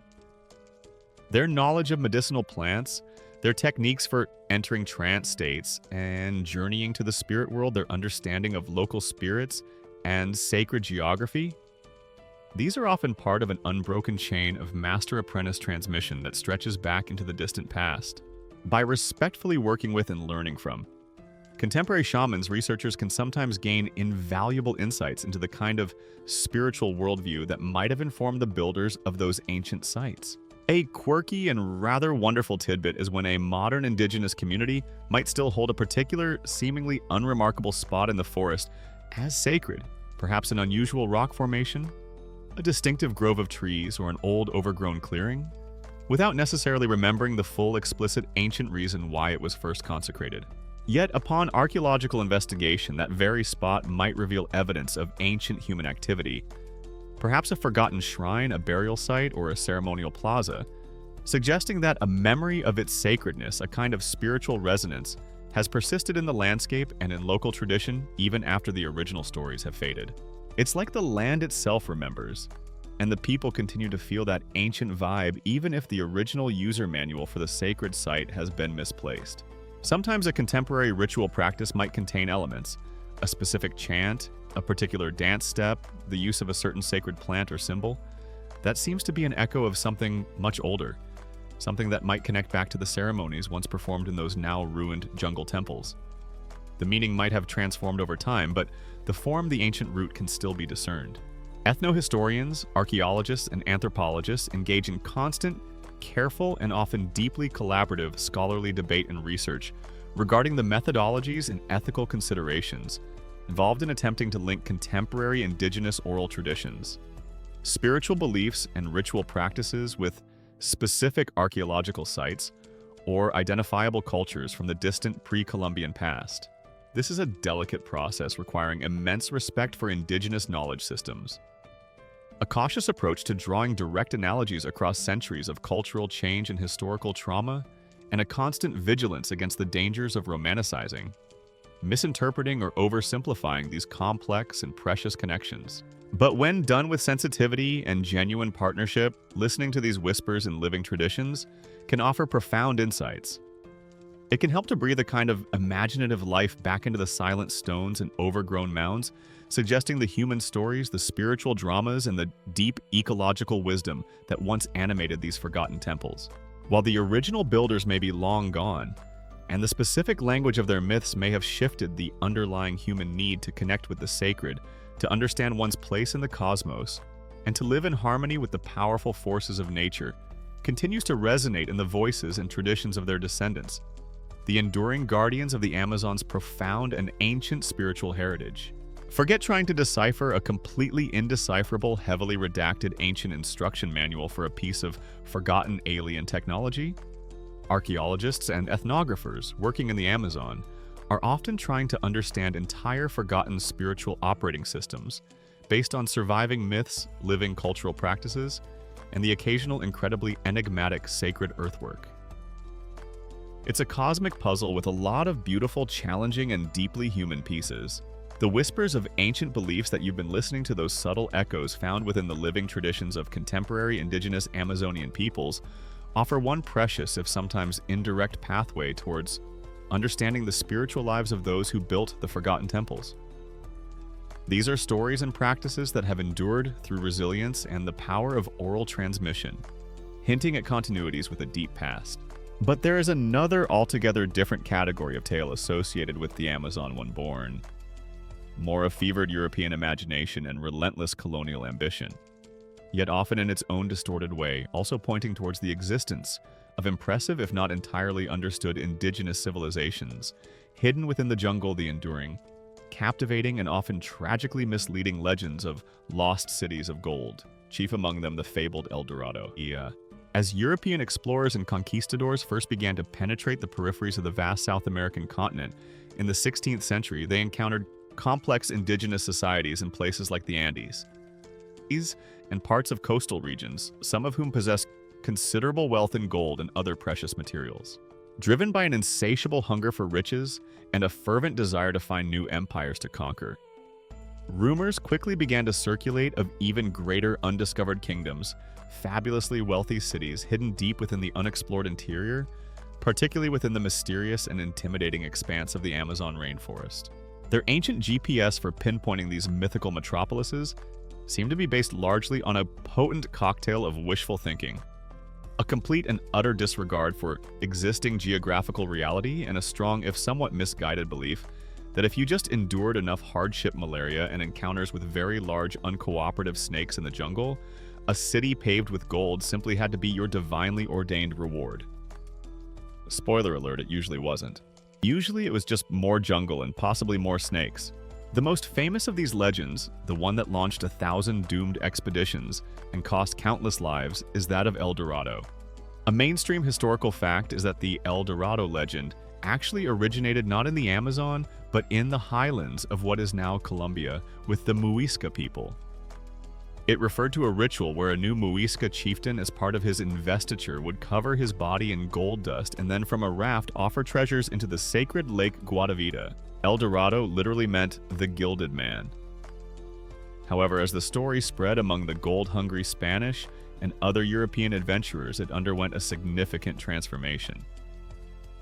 The gilded man became a golden king, and this king was said to rule over a fabulously wealthy city, Manoa, whose buildings were made of gold, whose streets were paved with gold, and where even the cooking pots were, you guessed, it probably made of solid 24-karat gold.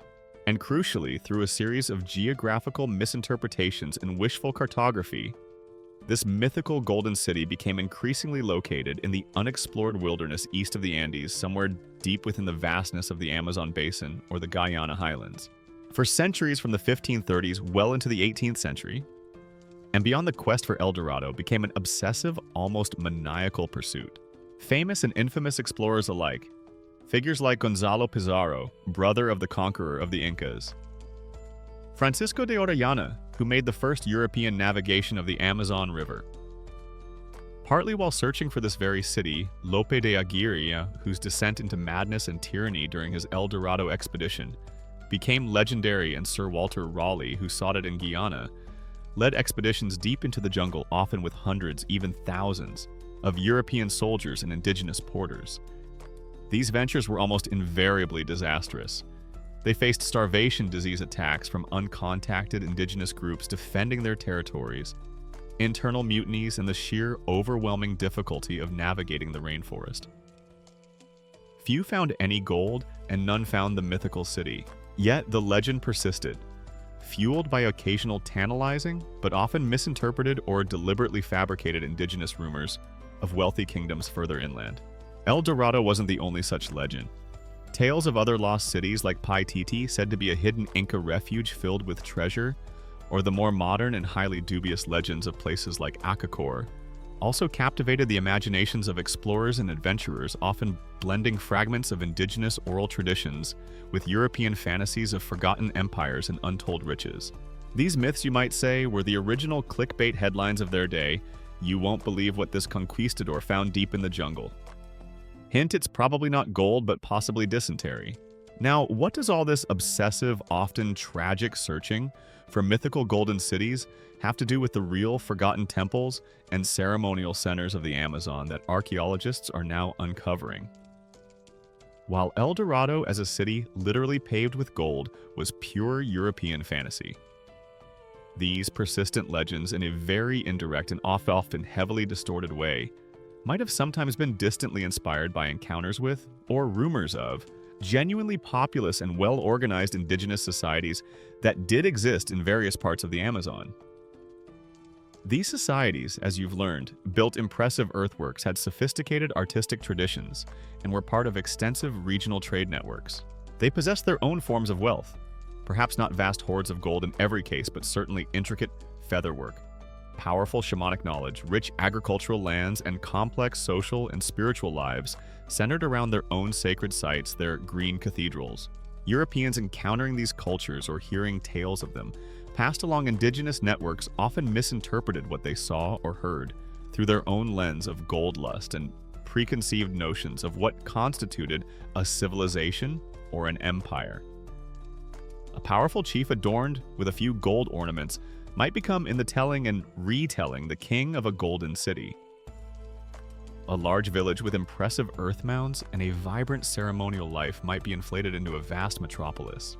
A quirky and rather telling detail from some of the more outlandish El Dorado accounts, or similar Lost World narratives, includes descriptions of truly fantastical inhabitants or architectural features, perhaps cities guarded by women warriors, echoing the Amazon naming myth, or reports of people with heads in their chests or structures made of unimaginable materials. These clearly venture into the realm of pure fantasy, yet they underscore the extent to which the unknown Amazon became a canvas for European projection. Historians and archaeologists still vigorously debate the complex issue of to what extent, if any, specific elements within the persistent El Dorado Paititi and other related lost city legends might contain traceable kernels of genuine, albeit heavily distorted and mythologized indigenous historical memory regarding actual large pre-Columbian agricultural chiefdoms, complex regional polities, or perhaps specific resource-rich or ceremonially significant regions within the Amazon basin, versus these narratives being almost entirely European projections of insatiable greed, colonial ambition, and romantic fantasy onto a continent that was to them largely a vast and terrifying unknown. The tragedy, of course, is that while European adventurers were chasing these golden phantoms, often with brutal consequences for the indigenous peoples they encountered, the real complex and diverse civilizations of the Amazon, with their unique spiritual traditions and their own forms of wealth and societal achievement, were being decimated by disease and violence, their true stories and their sacred sites becoming genuinely lost or forgotten for centuries. Today, as archaeologists patiently uncover the earthworks, the pottery, and the terra preta soils, they are revealing a history far more nuanced and in many ways far more fascinating than the simplistic legends of golden cities.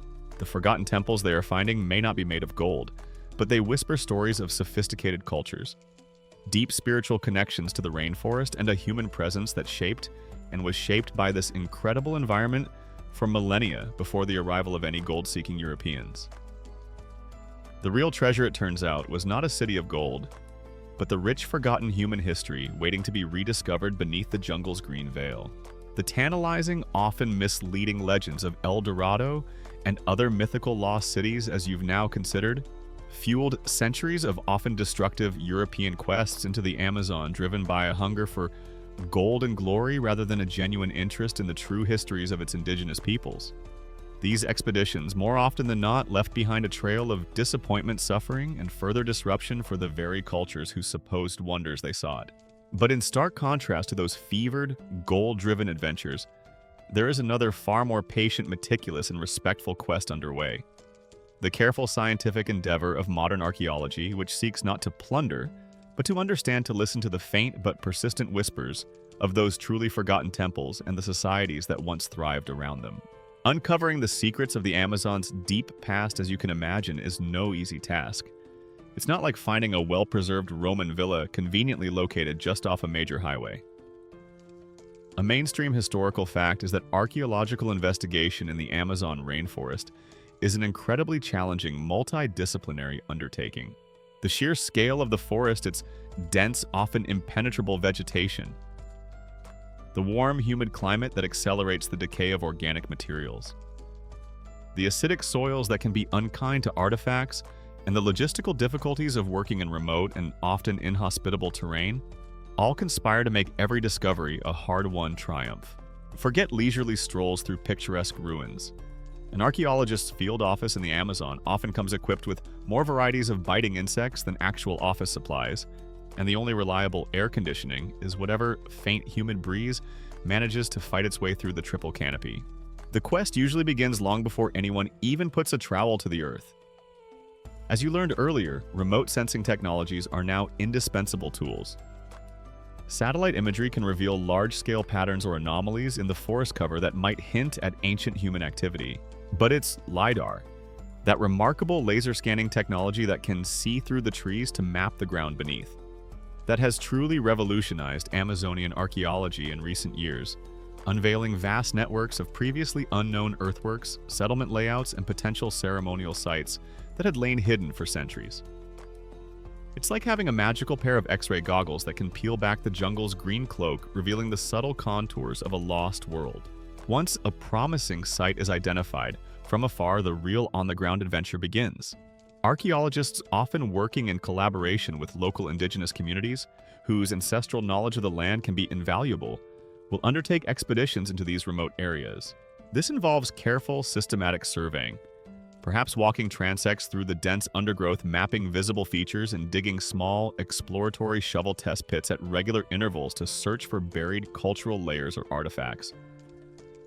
The discovery of even a few pottery sherds, a scattering of worked stone, or a subtle change in soil color can be an exciting clue. Finding a patch of that rich, dark terra preta soil is always a major indicator of significant past human occupation, often signaling a place where people lived, farmed, and likely conducted their ceremonies. When a site shows particular promise, more intensive excavation may begin. This is a far cry from the treasure-hunting digs of old. It's a slow, meticulous process. The area is usually laid out in a precise grid. Archaeologists carefully remove the soil layer by layer, a few centimeters at a time, using trowels, brushes, and sometimes even dental picks. Every artifact found, no matter how small, a fragment of a clay pot, a stone axe head, a tiny bead, a carbonized seed, is meticulously recorded its exact location both horizontally and vertically. Its context, its association with other features. Soil samples are taken for later analysis, which might reveal microscopic plant remains, phytoliths, or pollen, that can tell us about ancient diet or agriculture or chemical signatures that hint at past human activities. It's like trying to complete a colossal three-dimensional jigsaw puzzle where most of the pieces are missing. The picture on the box is a vague, indecipherable smudge.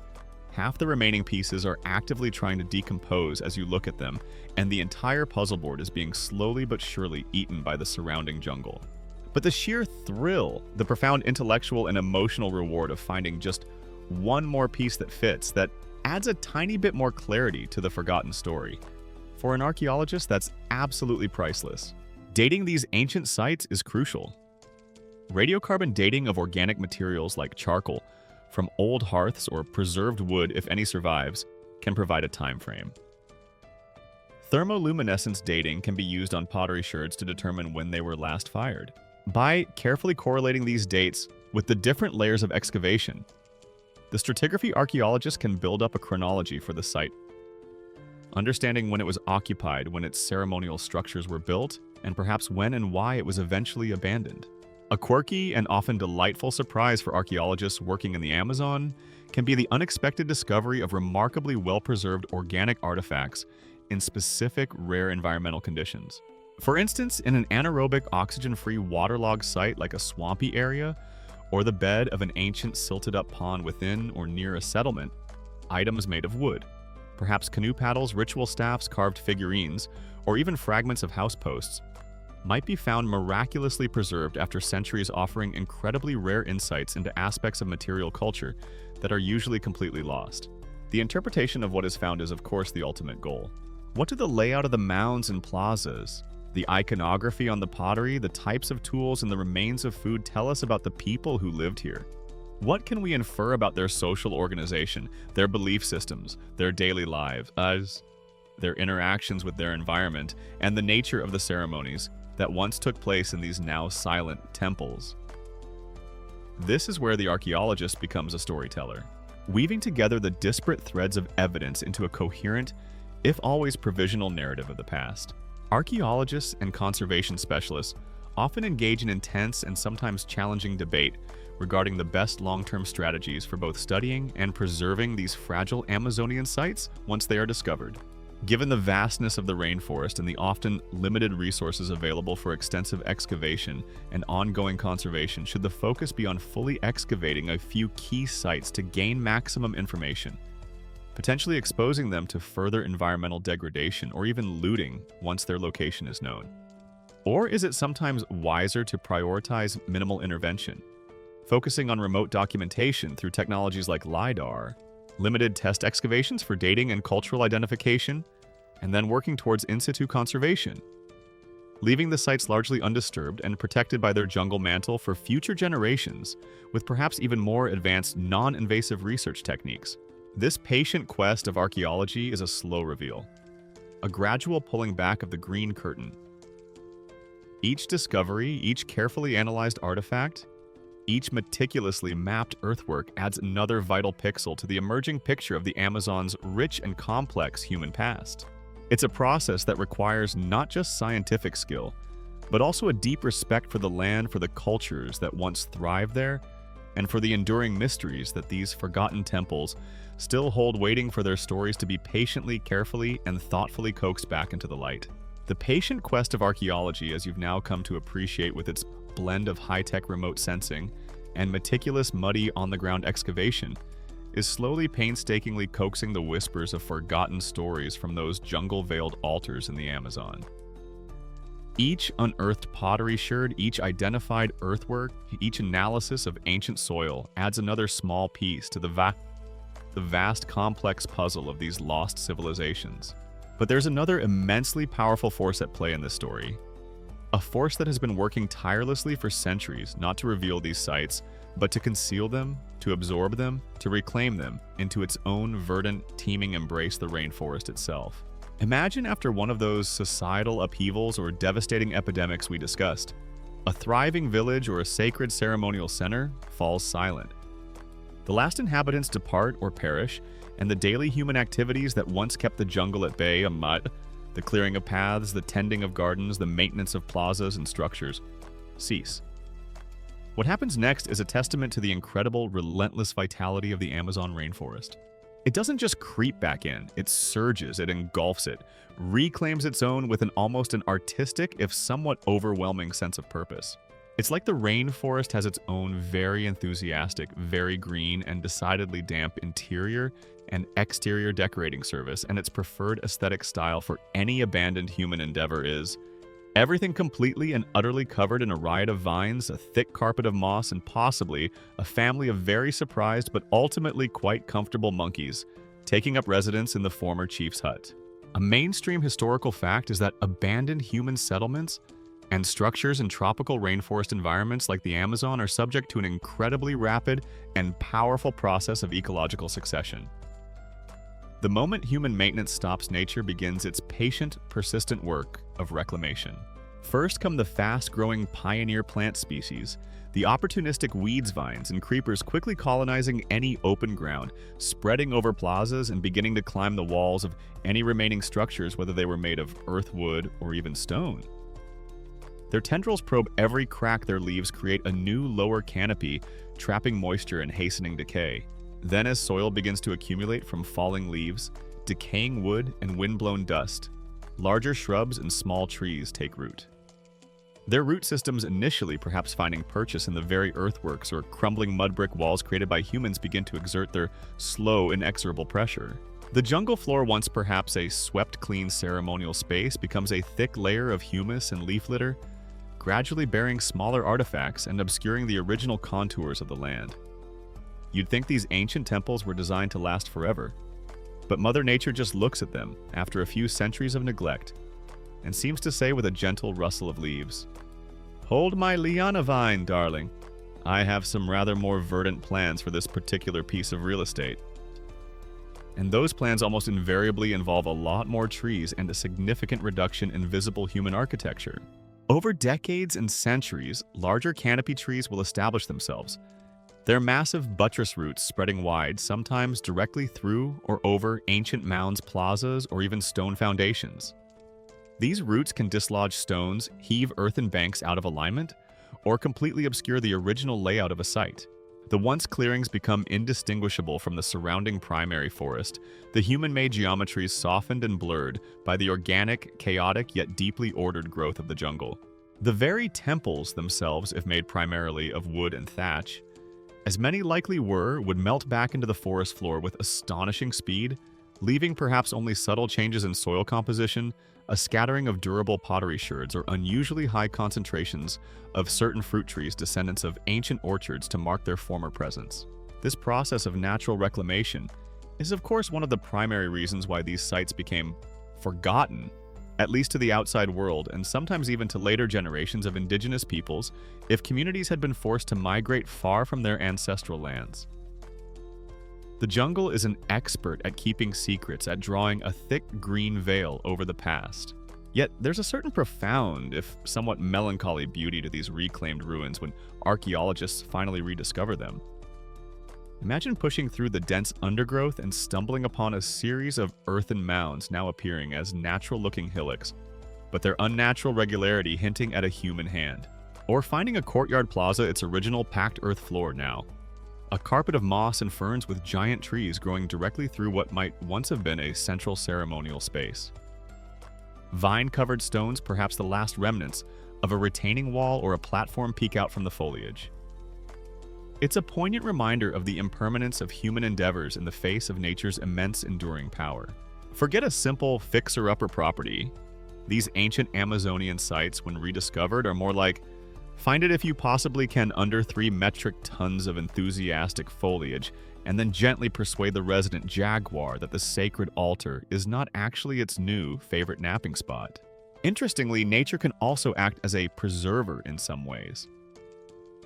While the canopy and the humid environment contribute to the decay of many materials, the thick vegetation can also protect sites from certain types of erosion, like direct sunlight or wind, and can shield them from more recent human disturbances for centuries. The very remoteness and impenetrability that makes these sites so hard to find also contributes to their often surprisingly intact state, when they are eventually located, at least in terms of their foundational earthworks or stone elements. A quirky and visually striking example of nature's reclamation is the way certain trees like the majestic strangler fig can interact with ancient structures. A strangler fig might begin its life as a tiny seed dropped by a bird or a bat onto an old stone wall or a forgotten earthen mound. Its roots then snake downwards, embracing the ancient stonework, gradually growing thicker and more powerful until the tree itself becomes a living sculpture. Its massive woody embrace both supporting and slowly inexorably crushing the very structure that gave it its first purchase. It's a beautiful and slightly terrifying metaphor for the relationship between human creation and the rainforest's relentless vitality. Ecologists and archaeologists continue to engage in fascinating debate regarding the precise long-term ecological impact of certain pre-Columbian human land management practices, such as the deliberate creation of those extensive terra preta soils, or the construction of large-scale earthworks and causeway systems on the subsequent patterns of forest regeneration species composition, and overall biodiversity in those specific areas after the sites were eventually abandoned by their human inhabitants. Did these ancient human interventions create lasting ecological legacies that are still subtly discernible in the forest structure today, centuries or even millennia later? What is undeniable is that as you contemplate these forgotten temples, you are witnessing a slow, grand, and ongoing dialogue between human artifice and the immense, irrepressible power of nature. The rainforest doesn't just hide these sites, it actively incorporates them, transforms them, makes them part of its own living, breathing, ever-changing fabric, ensuring that their stones and earthworks whisper stories not only of the forgotten peoples who built them, but also of the jungle's own timeless green and utterly indomitable spirit. The relentless, vibrant power of the Amazon rainforest, as you've now come to appreciate, acts as both a patient guardian and a slow, inexorable reclaimer of the forgotten temples and lost settlements hidden within its depths. For centuries, it has drawn a thick green veil over these ancient human endeavors, protecting them from some forms of destruction while simultaneously transforming them into enigmatic, overgrown mysteries. And even as archaeologists with their sophisticated tools and painstaking efforts begin to gently pull back that veil, you realize that these jungle-shrouded sanctuaries will likely always retain an aura of profound, timeless secrecy, their deepest stories perhaps destined to remain whispered only by the wind through the leaves and the murmur of unseen waters. A mainstream historical fact that every Amazonian researcher grapples with is the sheer, almost incomprehensible vastness of the rainforest and the corresponding scale of what still remains archaeologically unknown.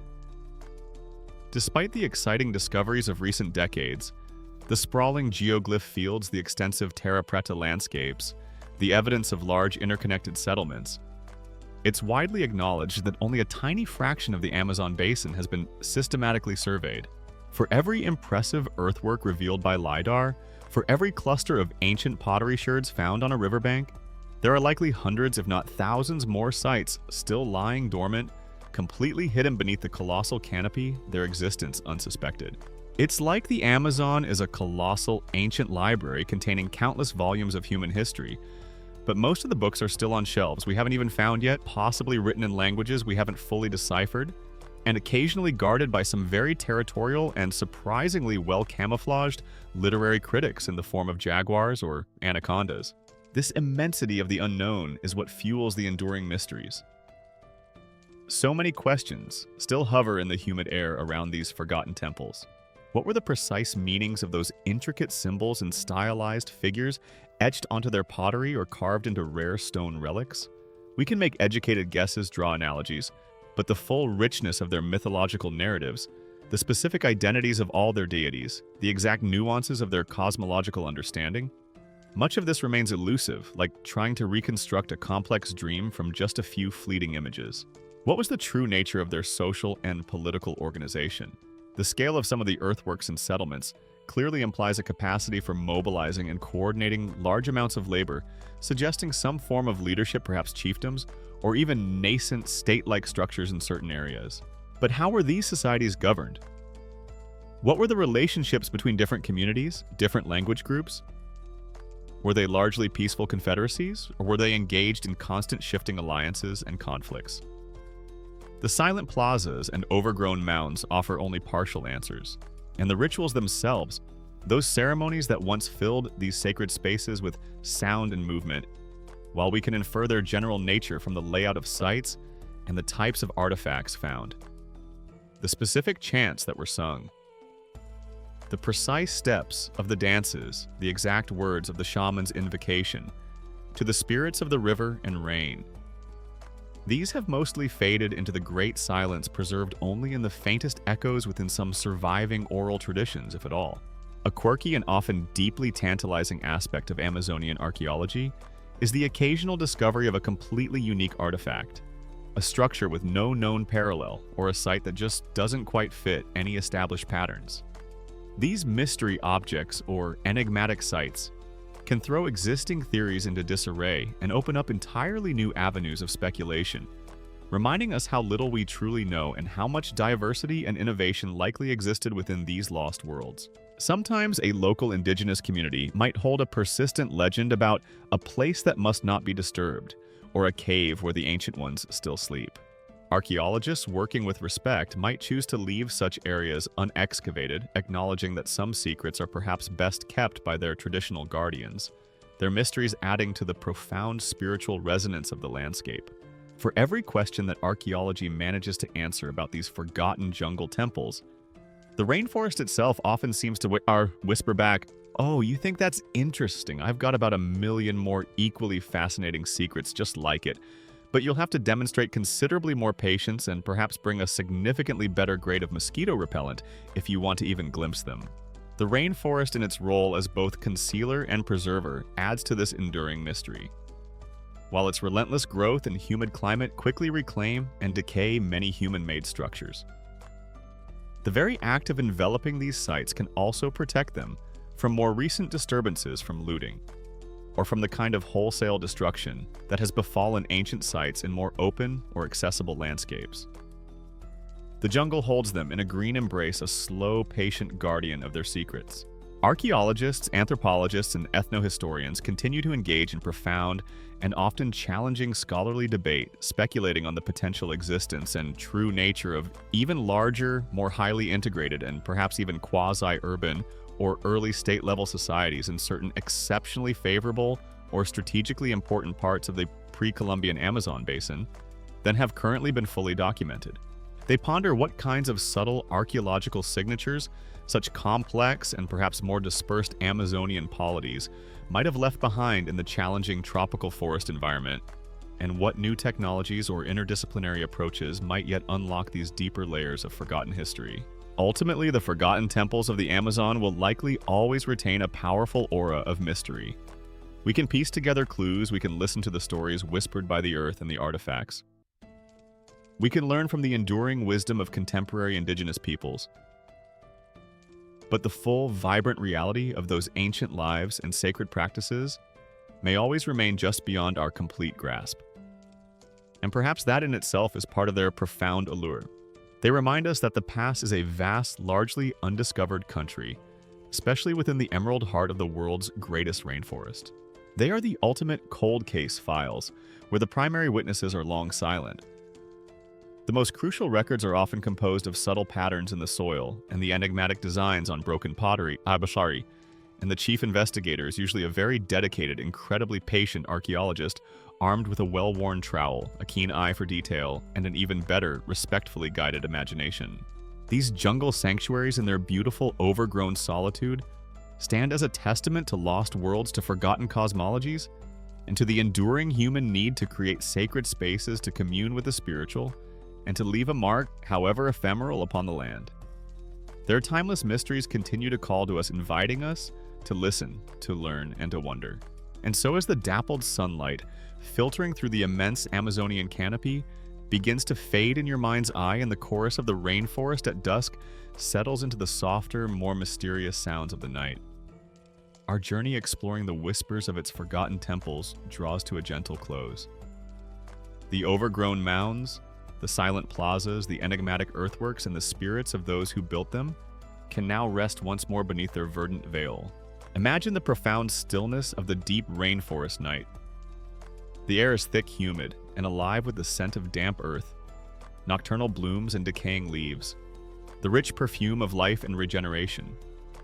The only light comes from the moon, a silvery disk glimpsed through breaks in the canopy, or the myriad brilliant stars of the southern sky so clear and close in this world, far from city lights. The sounds are a symphony of the wild, the chirping of countless cicadas and crickets, the distant mournful hoot of an owl, the sudden splash of a creature in a hidden stream, or the almost inaudible rustle of leaves as unseen beings move through the undergrowth. Let this deep, natural peace envelop you. Feel the day's explorations. The contemplation of lost civilizations and timeless mysteries settle into a calm and distant memory. There are no more ruins to uncover, no more ancient rituals to imagine, no more enigmatic symbols to decode. There is only this moment of profound tranquility, this gentle surrender to the quiet of the night. Allow your body to grow heavy and relax your mind to become still and serene like a calm, dark river flowing silently through the heart of the sleeping jungle. Let your breath be a soft, even rhythm, a gentle tide carrying you effortlessly towards the shores of slumber, where the deepest secrets of the rainforest merge with your own peaceful dreams, and only a sense of wonder remains. The timeless mysteries of the Amazon's forgotten temples, those silent, jungle-veiled earthworks and overgrown plazas, as you've now come to feel, hold an almost irresistible allure. Archaeologists, with their patient trowels and high-tech scans, slowly coax fragments of stories from the reluctant earth, piecing together a picture of complex societies that rose, flourished, and eventually faded, leaving behind only these enigmatic traces. But as we ponder these lost worlds, it's crucial to remember that the rainforest, for all its capacity to reclaim and conceal, has never truly been empty. The descendants of ancient Amazonian peoples, the diverse indigenous communities who call this vast forest home today, are not just living alongside these ancient legacies. They are in many ways the living guardians of these lost worlds, their traditions and deep connection to the land offering invaluable, if sometimes indirect, whispers of that distant past. While specific memories of who built a particular 1,000-year-old earthwork, or the precise rituals performed at a long-abandoned ceremonial mound, may have faded or transformed into myth over countless generations, and through the devastating upheavals of colonial history, a mainstream historical fact is that many contemporary indigenous peoples of the Amazon are indeed the inheritors of or share deep cultural continuities with the ancient societies that created these forgotten sites. Their languages, their cosmologies, their shamanic practices, their knowledge of medicinal plants, And their understanding of the forest's intricate ecosystems often carry profound echoes from that pre-Columbian past. It turns out the best and most respectful guides to navigating the secrets of a lost city are sometimes the very people who never actually considered it lost in the first place, but rather held it as a known, if perhaps spiritually potent, and therefore respectfully avoided or specially venerated part of their ancestral territory. You might imagine as an archaeologist or an explorer discovering a series of impressive mounds or geoglyphs deep in an uncharted part of the forest. But for the local indigenous community whose traditional lands these encompass, that site may never have been truly forgotten. It might be known in their oral traditions as the place of the old ones, or the hill where the sky serpent sleeps, or the clearing where the first ancestors danced. The original purpose might be shrouded in the mists of legend. The precise builders unknown by name, but the sacredness of the place, its inherent spiritual power often endures in local memory and custom. These communities can therefore be invaluable partners in the quest to understand the Amazon's deep history. Their elders may hold fragments of stories, myths, or place names that offer crucial clues to interpreting archaeological findings. Their shamans may possess traditional knowledge about the spiritual significance of certain landscape features, animals, or plants depicted in ancient iconography. A quirky and incredibly valuable tidbit is when an indigenous guide might lead archaeologists to a significant lost site previously entirely unknown to Western science, simply because it was a place known to their ancestors, perhaps a sacred spot, visited only for specific rituals or during particular seasons, its location preserved in their oral maps of the territory. Imagine an archaeologist, after weeks of painstakingly analyzing satellite images, being casually led by a village elder to an immense, perfectly preserved earthwork hidden just a few miles off a known trail, with the elder remarking, "Oh, that's just where great-grandfather Talking Jaguar used to hold his annual cosmic alignment picnics with the star spirits."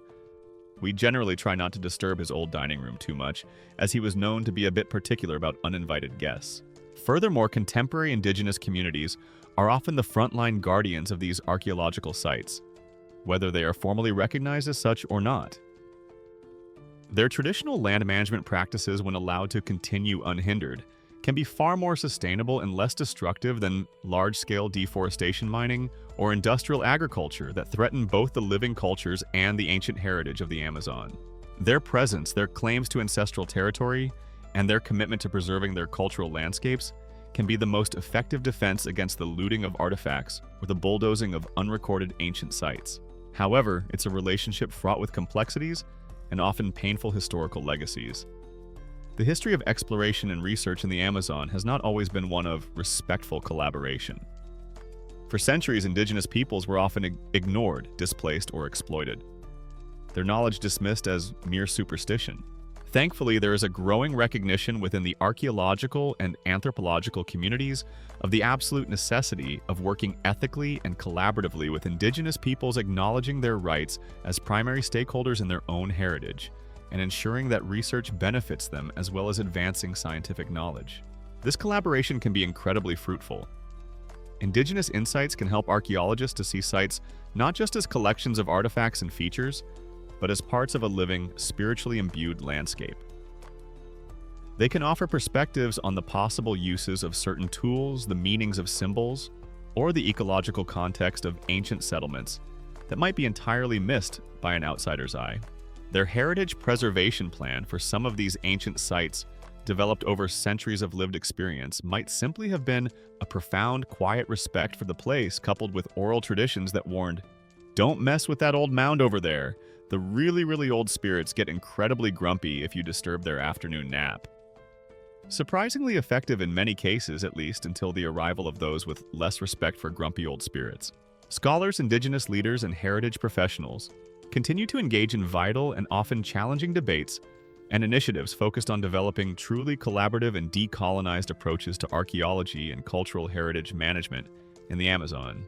This involves navigating complex issues of land rights, intellectual property, the respectful handling of sacred sites and ancestral remains, and ensuring that indigenous voices are central in interpreting and telling the stories of their own past.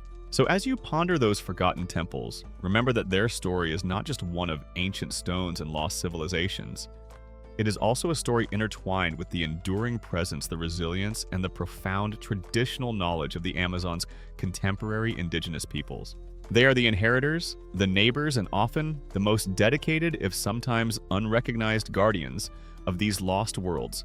Their living traditions holding precious keys that can help us to more fully understand the whispers, the biomas, that emanate from those jungle-veiled altars, connecting a deep and mysterious past with a vibrant and still spiritually resonant present. The living traditions of today's indigenous Amazonian peoples, as you've now come to appreciate, hold precious if sometimes transformed echoes of the ancient beliefs and worldviews that once animated those forgotten temples. These contemporary communities are the enduring guardians of a profound spiritual connection to the rainforest, a connection that can sometimes illuminate the faint traces left by those who came long before. But as our journey through this world of jungle-veiled altars and whispered stories draws to its final contemplative moments for tonight, you are left with a sense of awe, not just for what has been found, but for the sheer, almost unimaginable vastness of lost history that still lies hidden, sleeping soundly beneath the emerald canopy of the Amazon's heart of wonder. A mainstream historical fact that continually astounds and motivates researchers is that the Amazon basin, despite decades of increasingly sophisticated archaeological investigation, remains one of the least explored and understood regions on Earth relative to its immense size and the incredible depth of its pre-Columbian human history. For every intriguing geoglyph revealed by satellite, for every cluster of ancient mounds pinpointed by LiDAR, for every handful of unique pottery sherds painstakingly excavated from the forest floor.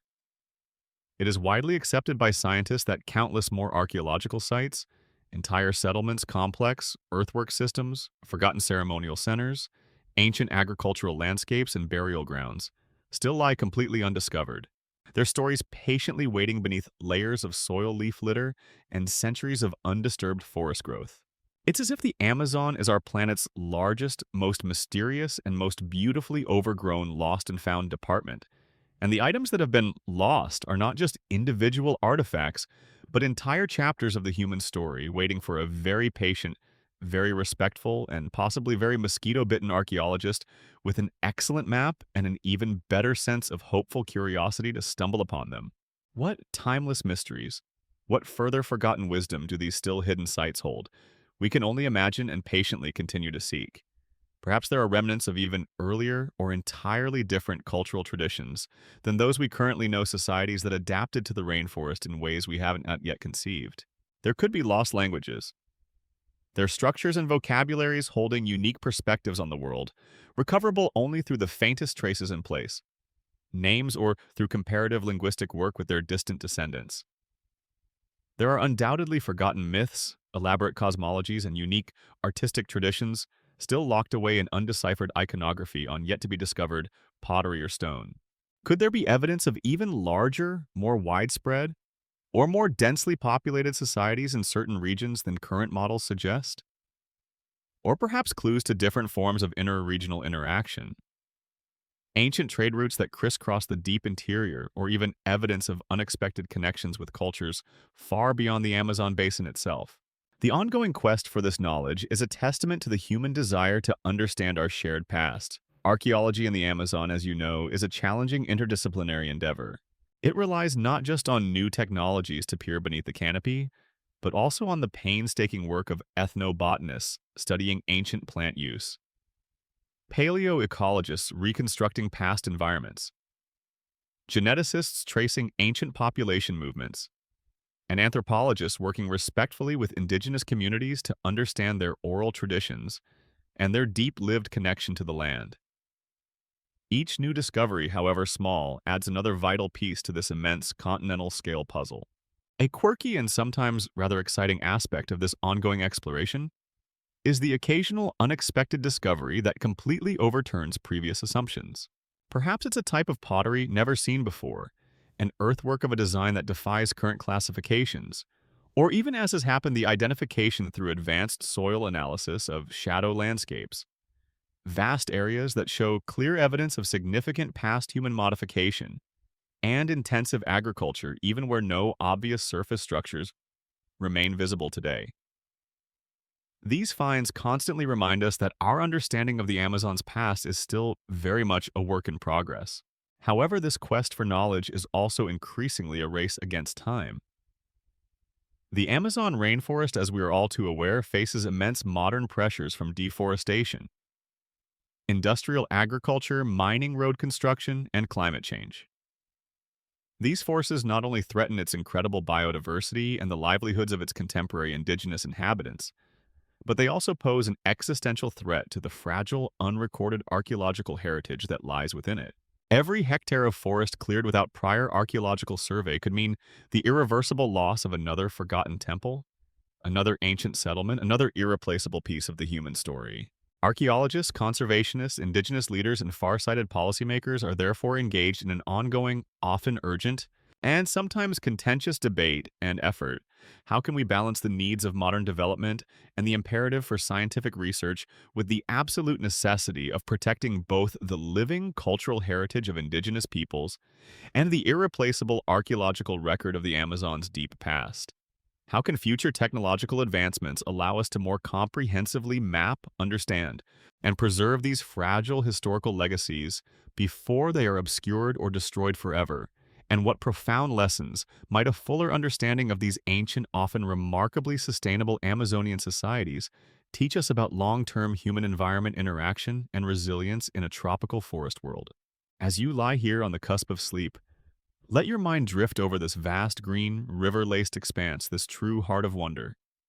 Imagine the countless stories still held within its depths, the silent testimony of those who lived, loved, worshipped, and created complex worlds here for millennia. Perhaps the ultimate forgotten temple in the Amazon is not a single site, but the rainforest itself. A vast living, breathing cathedral of biodiversity, a sacred archive of untold human histories, still whispering its most ancient and profound secrets to those who learn. To listen with patience, with humility, and with a deep and abiding sense of awe for the enduring mysteries it continues to hold. And so, as the dappled sunlight filtering through the immense Amazonian canopy begins to fade in your mind's eye and the chorus of the rainforest at dusk settles into the softer, more mysterious sounds of the night, our journey exploring the whispers of its forgotten temples draws to a gentle close. The overgrown mounds, the silent plazas, the enigmatic earthworks, and the spirits of those who built them can now rest once more beneath their verdant veil. Imagine the profound stillness of the deep rainforest night. The air is thick, humid, and alive with the scent of damp earth, nocturnal blooms, and decaying leaves, the rich perfume of life and regeneration. The only light comes from the moon, a silvery disk glimpsed through breaks in the canopy, or the myriad brilliant stars of the southern sky so clear and close in this world, far from city lights. The sounds are a symphony of the wild, the chirping of countless cicadas and crickets, the distant mournful hoot of an owl, the sudden splash of a creature in a hidden stream, or the almost inaudible rustle of leaves as unseen beings move through the undergrowth. Let this deep natural peace envelop you. Feel the day's explorations. The contemplation of lost civilizations and timeless mysteries settle into a calm and distant memory. There are no more ruins to uncover, no more ancient rituals to imagine, no more enigmatic symbols to decode. There is only this moment of profound tranquility, this gentle surrender to the quiet of the night. Allow your body to grow heavy and relax your mind to become still and serene like a calm, dark river, flowing silently through the heart of the sleeping jungle.